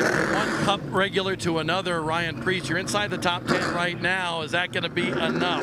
I don't know, man. I would have felt a little bit more comfortable if I went a low 4, but yeah, I was just probably a little too conservative, trying to not clip that apron, and just a learning curve for sure. These supers are definitely different from a modified, but you know, we'll see if we can make it in the top 30. And remember, this is a brand new car that Ryan Priest and his guys put together. Well, Ryan's worried about a 16.519 getting into the top 30. He's in the top half of what we've had qualify so far, but if the track does continue to improve and the times get a little bit better, he could be in trouble. Here's a driver out of Lebanon, Tennessee, driving for his family-owned team. As we heard from him earlier, also preparing a car for Aiden Potter to hopefully qualify his way into the Snowflake a short while from now. Looking to make his second straight Snowball Derby in the U.S. Tank and Hunter Industrial 89. Lebanon, Tennessee's Dylan Feccio. Champion here in the Pro Late Model Division in the past was Feccio, 3-time champion at Nashville. And they've been fast here at Flags Speedway. They've been fast at Nashville, but Dylan Feccio against a stout field of super late models goes 6th quick on lap number 1, 16.482. That's a big lap. Yeah, and you talk about that experience on this particular racetrack. So line sensitive, knowing how hard to push the car, where to put that left front tire means a lot. Feccio's second lap is going to bump him up to 4th. He said he wanted to get this one over with. I'd say he is safely into his second straight Snowball Derby. Feccio in the top 5 for now. I'm just glad he was super honest.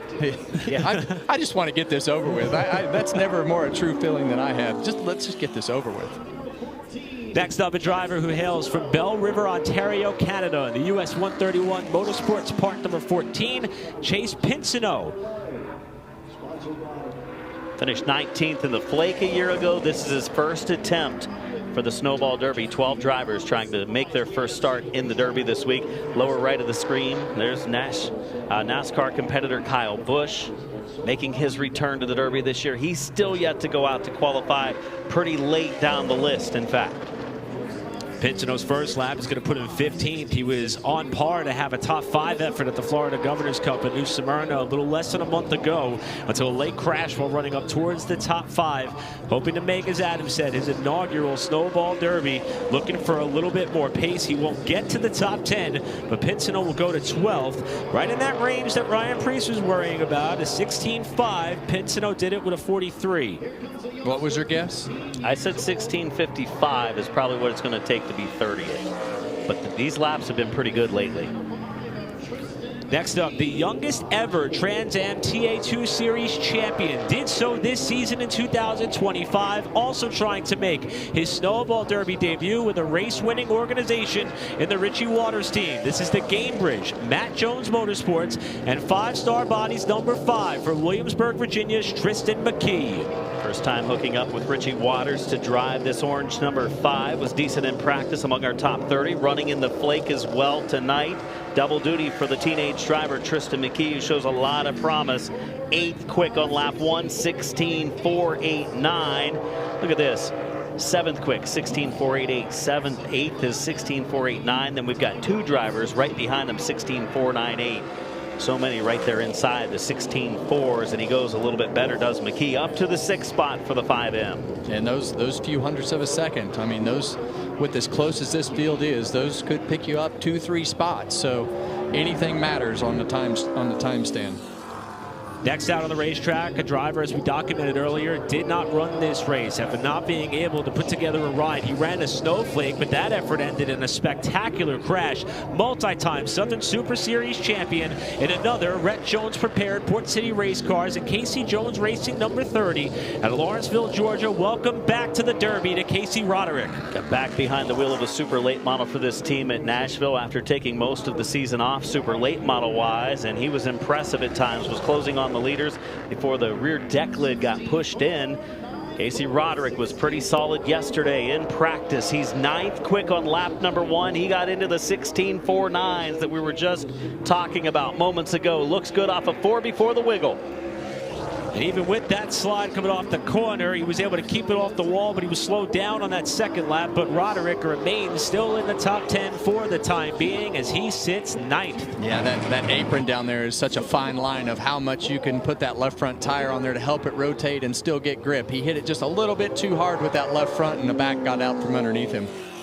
One of the hottest drivers in super late model racing on the track right now in the Atlantic Tilt Load. 90 Creative, number 28 for a Wilson Motorsports prepared entry for the driver who won the ASA Stars National Tour, the ASA Southern Super Series Tour, and a whole bunch more in 2025. Cole Butcher on the clock.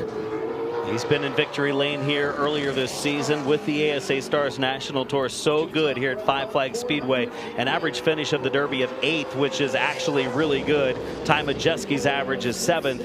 This time by Cole Butcher into the top 10, lap 1 of qualifying, 16.4.66. Butcher has been on the hottest stretch of his career. He takes a really tight exit off turn 4. See what he's got on lap 2. He'll just miss the top 5. He sits 6th as that of Cole Butcher. As we go down for Joe's Racing Products Pit Report, here's Bob. And a big smile on Dylan Vecchio's face down here, 4th quick so far. How excited are you? Pretty excited for sure. We threw a pretty big change at it for qualifying because we weren't great in practice and we didn't get much time. So I'm just glad that worked for us. Cinderella story. He'll be in the show here at Five Flags Speedway on Sunday. Let's go to Jim. The spectator turned into a cheerleader. The next car after this one is Preston Peltier, who built this P1 chassis for Jay Sampson. The story last year was you going from 20th to 4th in the race. How important is qualifying for you tonight, knowing the speed you had last year for a top 5 finish? It's a big deal. Preston's about to go out, so we're going to base a lot of things off what he does. But just qualifying's huge here every year. But if we can start closer to the front, it'll make our lives a lot easier. So hopefully we can get it done.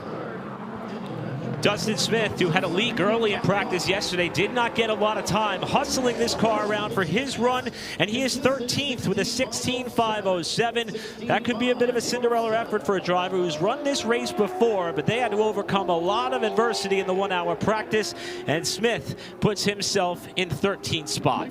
Preston Peltier is up next. This is another one of those target cars. I think when you look at the pole position this weekend and the speeds that this veteran driver is able to turn, puts a lot of wheel in it down in turn 1, maybe trying to get some heat in the tires there, Kevin.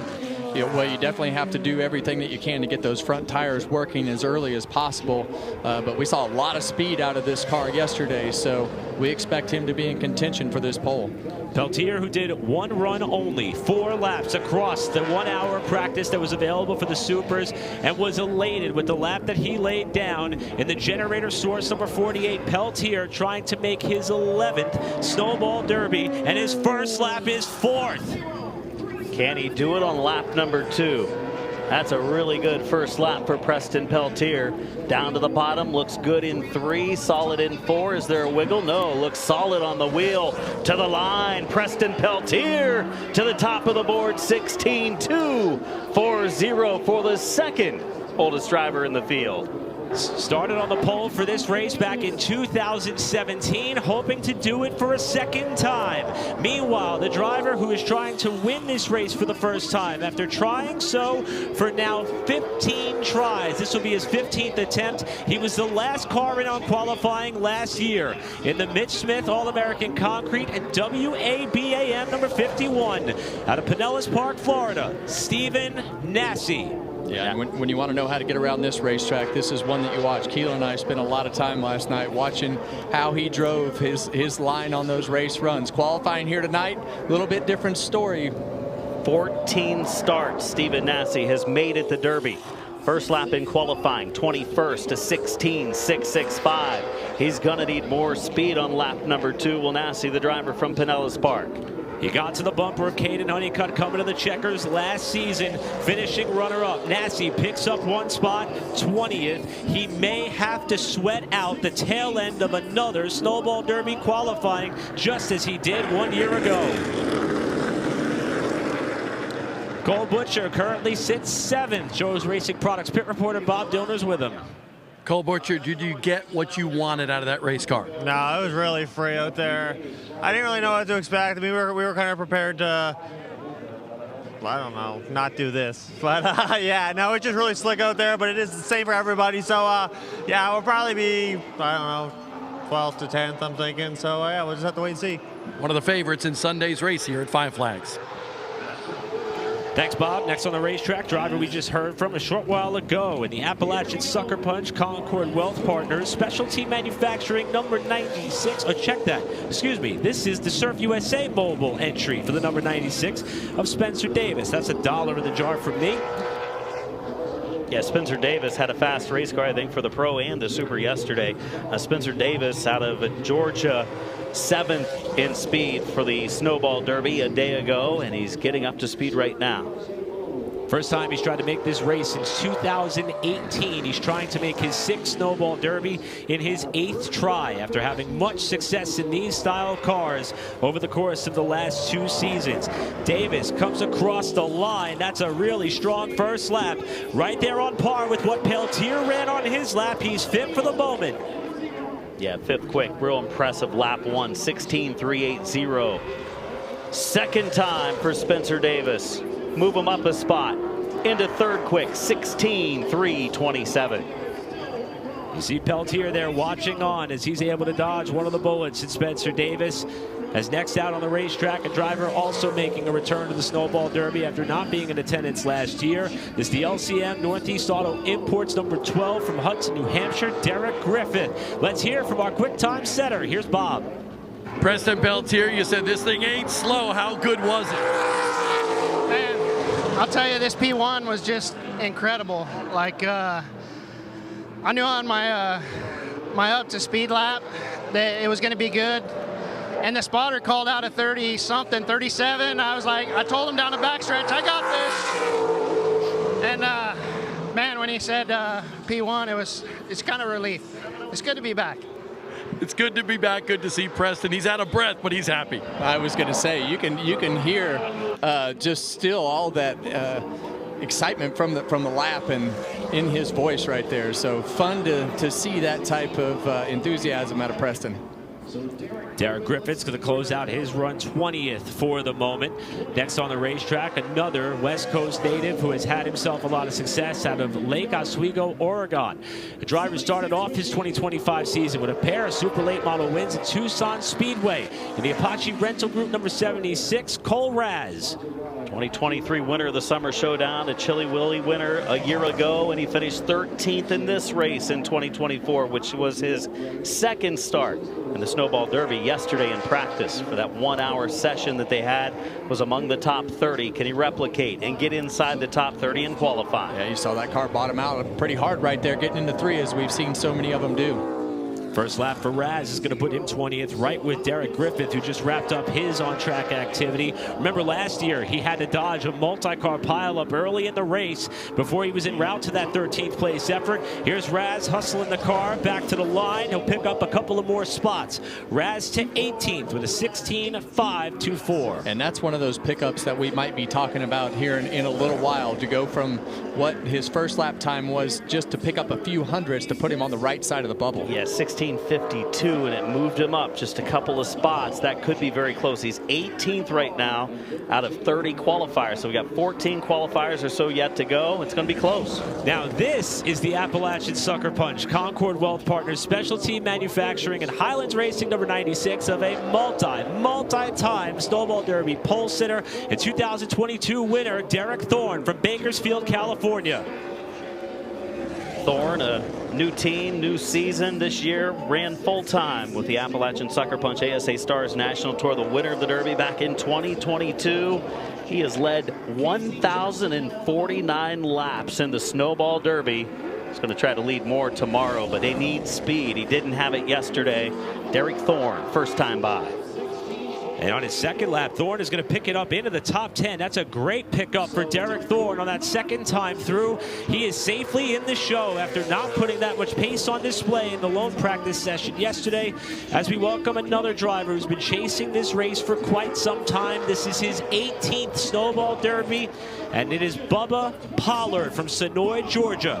They really have that car down on the track, Kevin. Maybe a little too much, you think? I was just going to say there's a lot of sparks out of this car, so I'm a little bit concerned about where this car is going to hit the racetrack. And he was fast yesterday, looked good in practice and limited laps turned. Bubba Pollard doesn't seem to be shooting up the track with whatever is hitting the bottom of the racetrack. Right there, Bubba Pollard crosses the line first time through. Pollard not good on first lap. He's one spot out of being on the bubble at this rate. 29th for Pollard in the Phoenix Racing and Race Car Engineering, number 26. He's got to look for a pretty big pickup here on this second lap to breathe easy. And he will improve this time by for Bubba Pollard. Pretty good improvement up to 12th. Yeah, big pickup on lap 2. Yeah, and that's a lot of experience right there. Just not trying to drive that car so hard, knowing that it's going to hit the racetrack, to just get all that you can out of it. And he learned from that first lap to the second lap. He got the pressures up a little bit and managed to get a decent lap out of it. And the bumping has begun. Noah Gregson and Casey Johnson already bumped out of the top 30. Eric Jones, former Snowball Derby champion, on the bubble as we welcome the Del Oso Family Farms, number 16, from Manteca, California, Jacob Gomes. Yeah, Jacob Gomes had a great year out west. Got to run in a couple races with Jacob this year on the Cars Tour West, and had a couple good battles with him there in the Pro Late Model and the Super. Crew Chief Mike Keene, familiar with winning the Snowball Derby with Derek Thorne back a few years ago, and Gomes was fast yesterday in practice, was inside the top 10. What does Jacob Gomes have in store for qualifying? 21st on lap 1. Decent first lap, 16:52. He'd like a little more comfort in knowing he can make it in easily. Second lap, could it be better? You see Eric Jones accepting the fact that Gomes just bumped him out of the top 30. They will focus on the LCQ as Gomes goes quicker to 9th into the top 10 for Jacob Gomes. See how low he had that car coming off of 4? It was definitely up in the middle of the racetrack, and he shot that thing straight down. So I think as we see this racetrack right here, it seems to be pretty consistent now that the lap times are starting to pick up and be on the front side of those 50s. You saw Derek Thorne just putting his hand up, evidently indicating some showers. Let's hear from Derek. Here's Bob. Yeah, we can see some of the precipitation coming down just a little bit. How is your run, and do you think this is going to be a big factor? I don't know. Hope not. There's got a few more cars to go, but just proud of these guys. I can't thank Highlands Motorsports enough for the opportunity. I was very concerned going into qualifying. We were pretty down the charts there in practice, but Jeff Foltz and Josh Reeves, they rebuilt it this morning here in the pits, and just can't thank these guys enough for digging. That was the best it's been all weekend by far. As you can see in the lights, some of the precipitation certainly coming down. Corey Hall, who had quite the haul to get to this racetrack out of Lionsbrook, Nova Scotia, Canada. Currently, he's in the show, 26th right now, for what he said was one of the longest trips he's ever made to compete in a race car. He is currently in his things stand, now bumping Seth Christensen from the field and putting Connor Jones on the bubble. I feel like the track is still good. We saw Jacob Gomes turn a good lap just a little bit ago inside the top 10. Corey Hall struggled for speed yesterday, was 30th. He's 26th right now, so that wasn't a big surprise. But now we get to see the winner of a year ago, Caden Honeycutt, put down his laps in Country Pleasing Sausage Pole qualifying. Honeycutt, one of the drivers who knows that he will be in this race no matter what. A divisional is offered for only the defending winner of this race, in which Honeycutt is, as his objective now is to try to go back-to-back in his Cook Electrical Jet Concrete, Ernest Performance, and Strange Oval number 21 for Caden Honeycutt, who puts a lap on the board. 24th, first time by for the former winner a year ago, the defending champion of the Snowball Derby, Honeycutt. Really loose off of turn 4 right there. But he picked up a lot. 11th quick for Honeycutt. I think he just got in the gas a little early, kind of like we saw earlier with Preston Peltier and some of the guys that were, you know, they fell out the track that first lap. Yeah, and I think his car was somewhat like Bubba Pollard's. We saw a lot of sparks coming out of the back of the car. Those pressures came up, and he was able to pick that speed up as the car got up off the racetrack. A returning Snowball Derby champion, won this race back in 2009 and 2017, driving for Bryson Lopez Racing, two-time NASCAR Cup Series champion in the Flow Sports, Lucas Oil and Family Funeral and Cremation number 51, Kyle Busch, right side of your picture.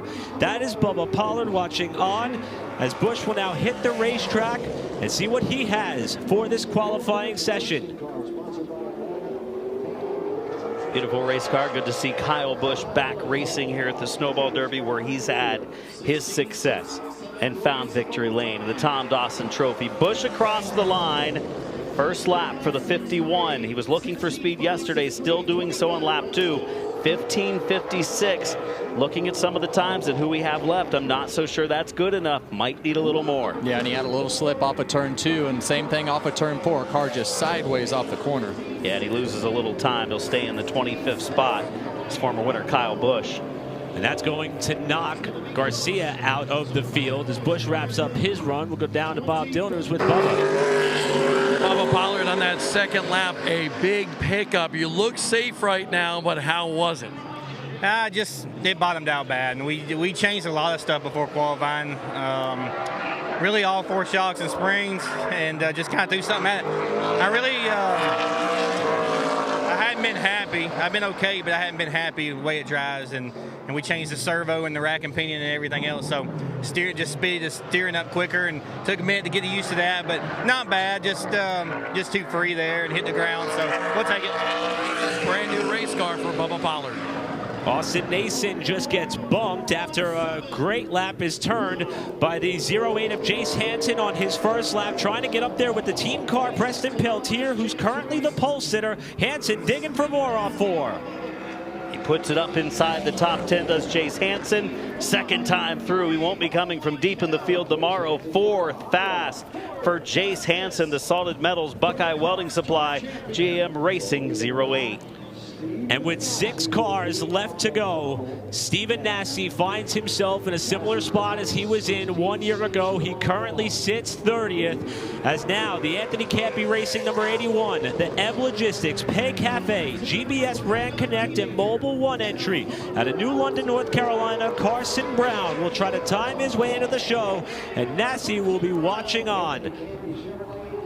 Carson's he drives a lot of race cars. We've seen him make his debut in the late model stock race a couple weeks ago at Florence, and seen him have a lot of success this year in the super late models. But one thing that we know, when it comes qualifying time, he is going to be fast and stand on the gas. Also plenty of experience the last couple of years in dirt late models, so hey, maybe he can slide that thing around here on this slick surface. Carson Brown expected to be one of the favorites tomorrow. Brown's first lap gets him in. That bumps Nasse to the last chance race. Brown 24th on the first go-around. Looking for more here to improve his starting spot tomorrow. And Brown's going to pick it up to 13th. So a solid effort in his first Snowball Derby attempt for Carson Brown, who's in the show. Nasse bumped. Yeah, it's such a fine line right now up off the corner. You see a lot of those guys really low off of turn 4. Same thing off of turn 2. It seems like if you just miss it by a little bit, you get that thing up the hill half a car length, and it just scrubs the speed off as you can't get rear grip. Well, another one of our Cup Series drivers in the field right now, sitting 27th. Kyle Busch is with Joe's Racing Products pit reporter Bob Dillner. Kyle Busch just climbing out of his race car. Kyle, I know you've been searching for speed.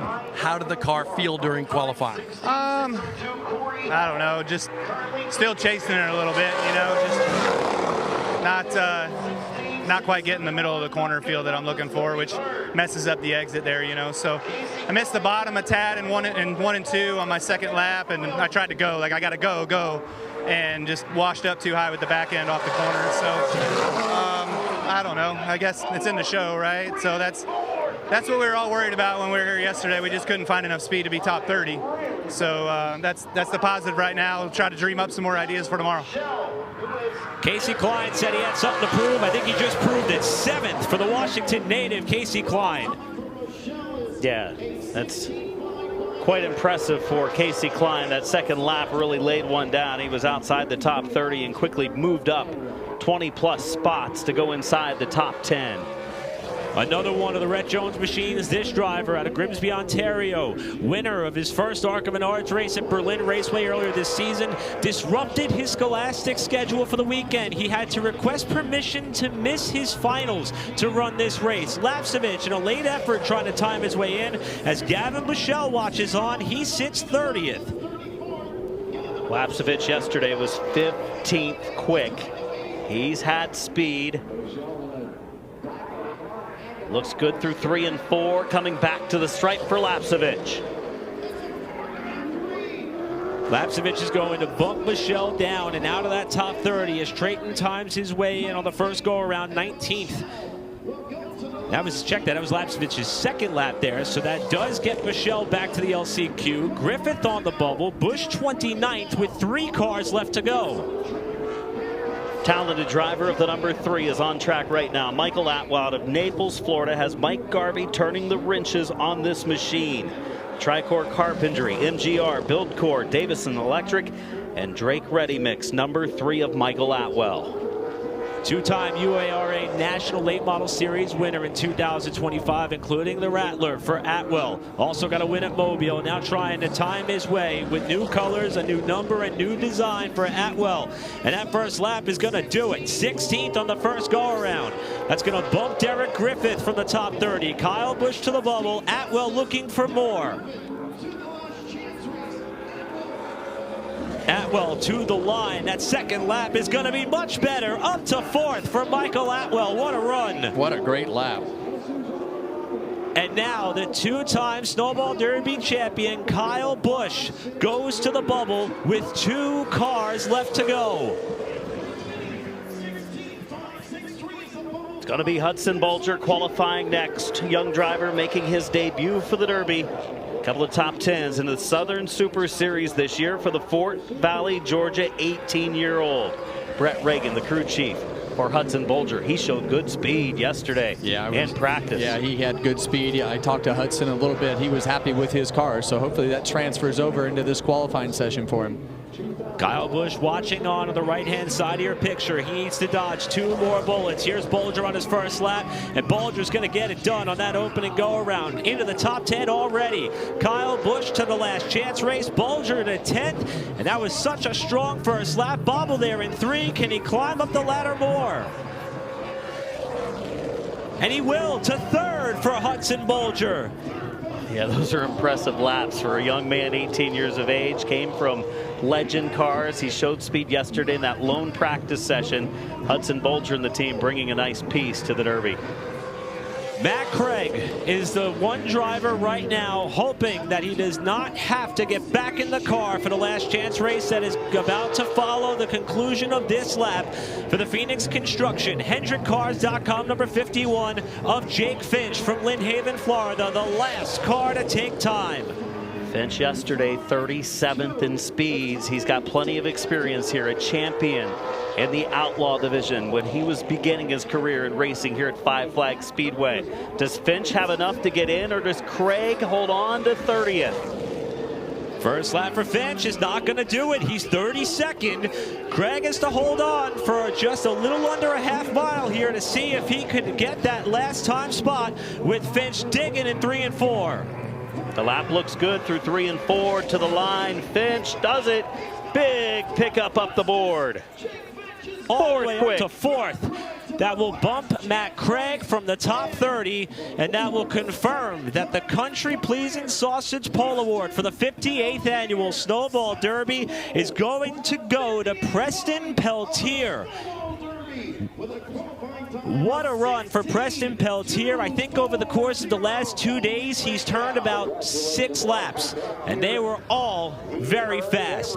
Shows Racing Products pit reporter Bob Dilder is with Preston. All smiles down here for Preston Peltier, a brand new car, a prototype, and on the pole for the second time in your career for the Snowball Derby. How does that feel? Yeah, it feels pretty good. This isn't a prototype. Again, I'm old, but I'm still fast. I got to thank Vettorelli, Land and Trust, Sigma, SPS, Ernest, 5-Star, Swift, Buzzy, Bassett. Man, without all these guys, I couldn't make this happen. And man, I just wanted to give it one more try, and here we are.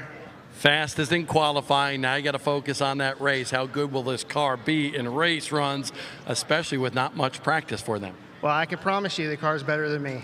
The car's better than him. Simply said, the 48-year-old in the 48 on the pole for the 58th Snowball Derby. Jim?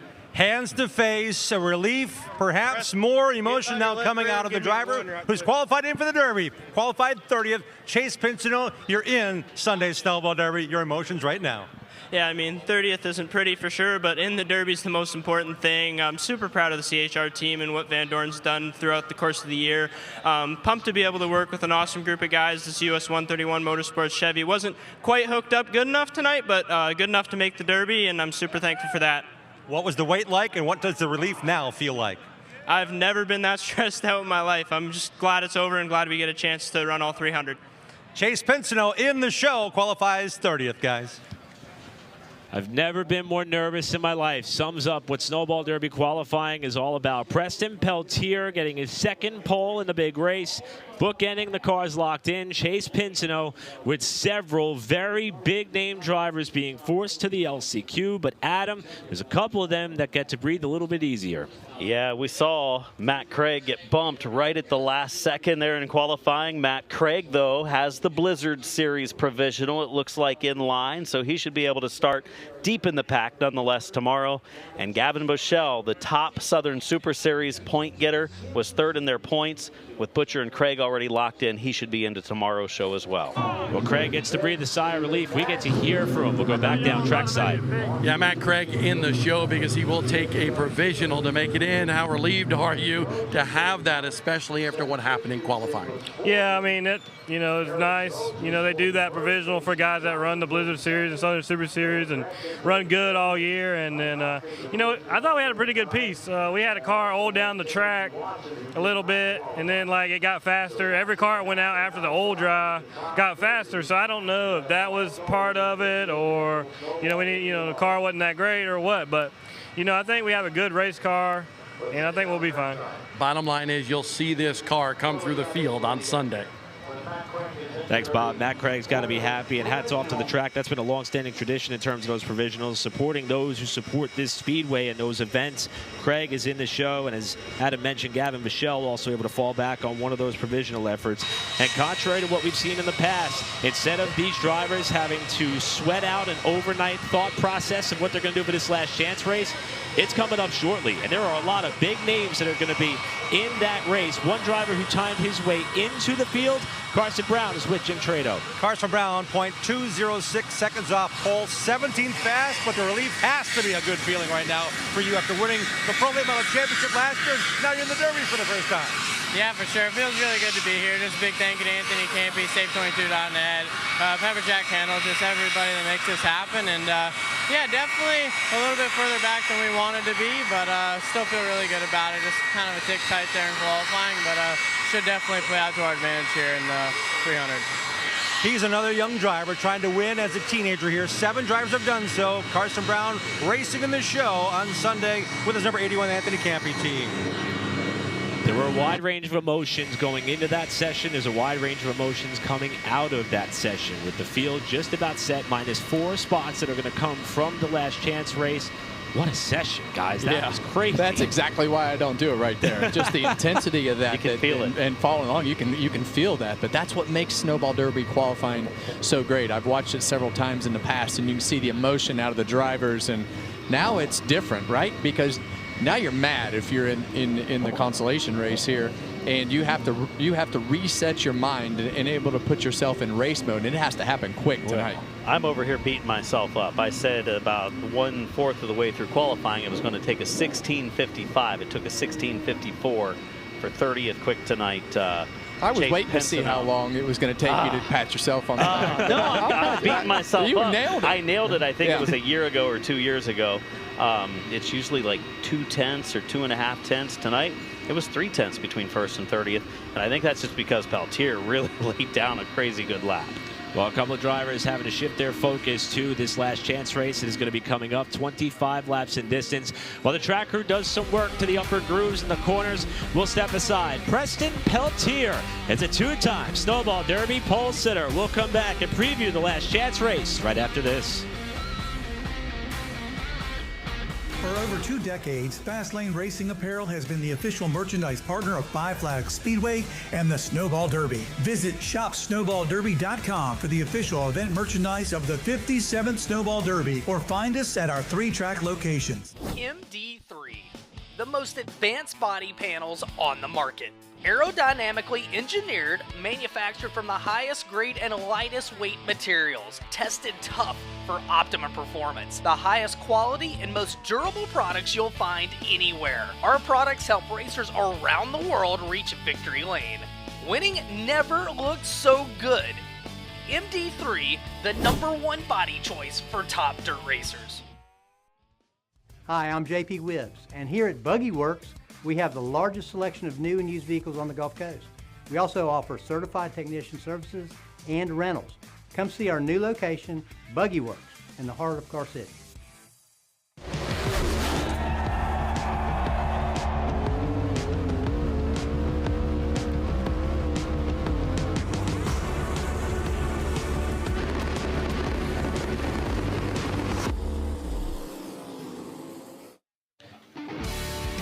Welcome back to the 58th Annual Snowball Derby on what is serving as a dual-purpose night. We just wrapped up Country Pleasing Sausage Pole Award qualifying with Preston Peltier grabbing his 2nd top honor in his tenure with this race.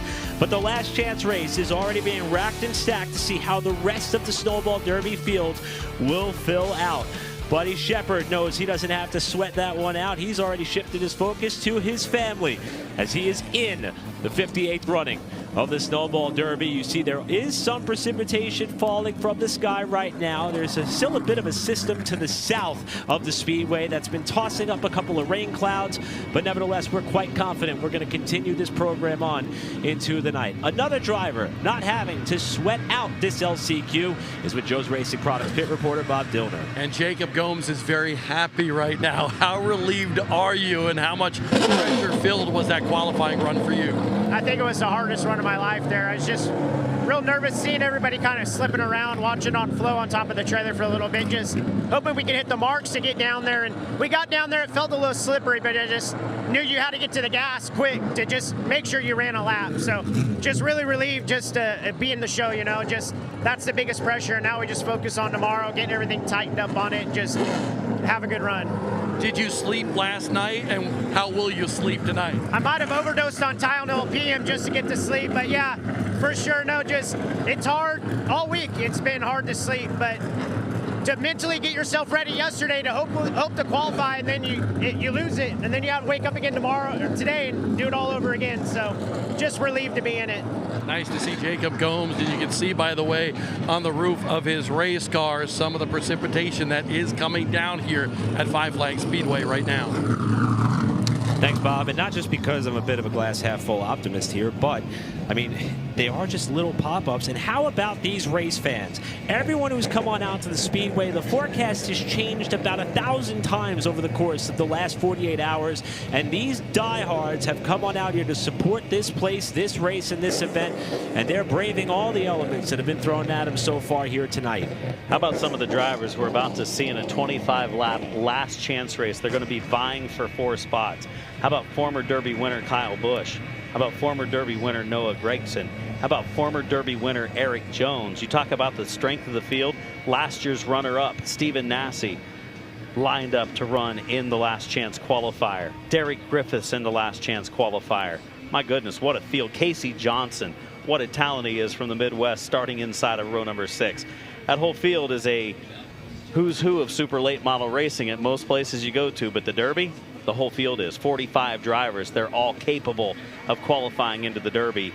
And we've got 12 drivers that didn't make it through qualifying heading to the last chance. Yeah, and how about 3 of our 4 full-time Cup Series competitors being relegated to this last chance race? All 3 of them can theoretically race their way in. Noah Gregson's team still looking at the motor on that car after it misfired again in the qualifying session. And of course, Mike Hopkins, we do not expect that car to line up for the LCQ after the hard crash at the beginning of the qualifying session earlier. Again, the good news is Mike is in fact okay, and he will most likely be watching the 58th annual Snowball Derby along with the rest of us here on Flow Racing. So with that LCQ on the horizon, again, a few more raindrops falling at the moment, and then the focus will shift over, we hope, to the Alan Turner Snowflake 125 with the same type of order and process, qualifying, LCQs, and the race on the docket for this evening, if we can get a little bit of cooperation from Mother Nature. And I think the intensity there is even worse. 61 drivers trying to get into 30 spots. Over half the field that goes qualifying won't make the Snowflake through qualifying. Well, one driver who has got to strap into his car and prepare for this last chance race, Jake Garcia, is with Bob. Indeed, he's getting ready for the last chance race here at Five Flags Speedway. But first, that qualifying run, you were among the cars right after that oil was put down on the racetrack by Mike Hopkins. What did you feel? I mean, I lost the car. Initially, I thought I hit the racetrack, but I definitely, looking at the times, I thought there was something definitely on the racetrack.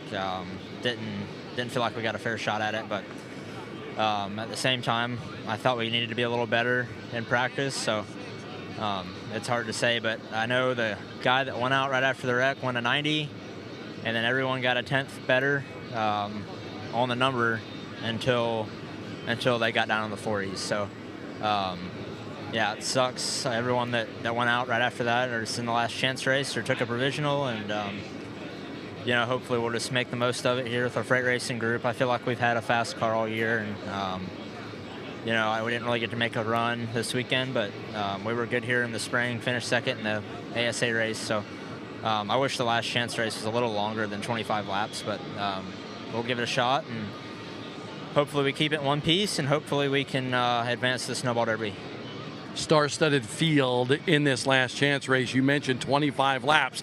Is it just go for broke as soon as the green flag flies? Yeah, I mean, I feel like 25 laps is hardly enough time to even get heat in the tires. So, yeah, we'll be, I think everyone will be going hard. Hopefully no one's stupid and wrecks everybody, but we'll all be going hard and fighting for that top 4 spots. So.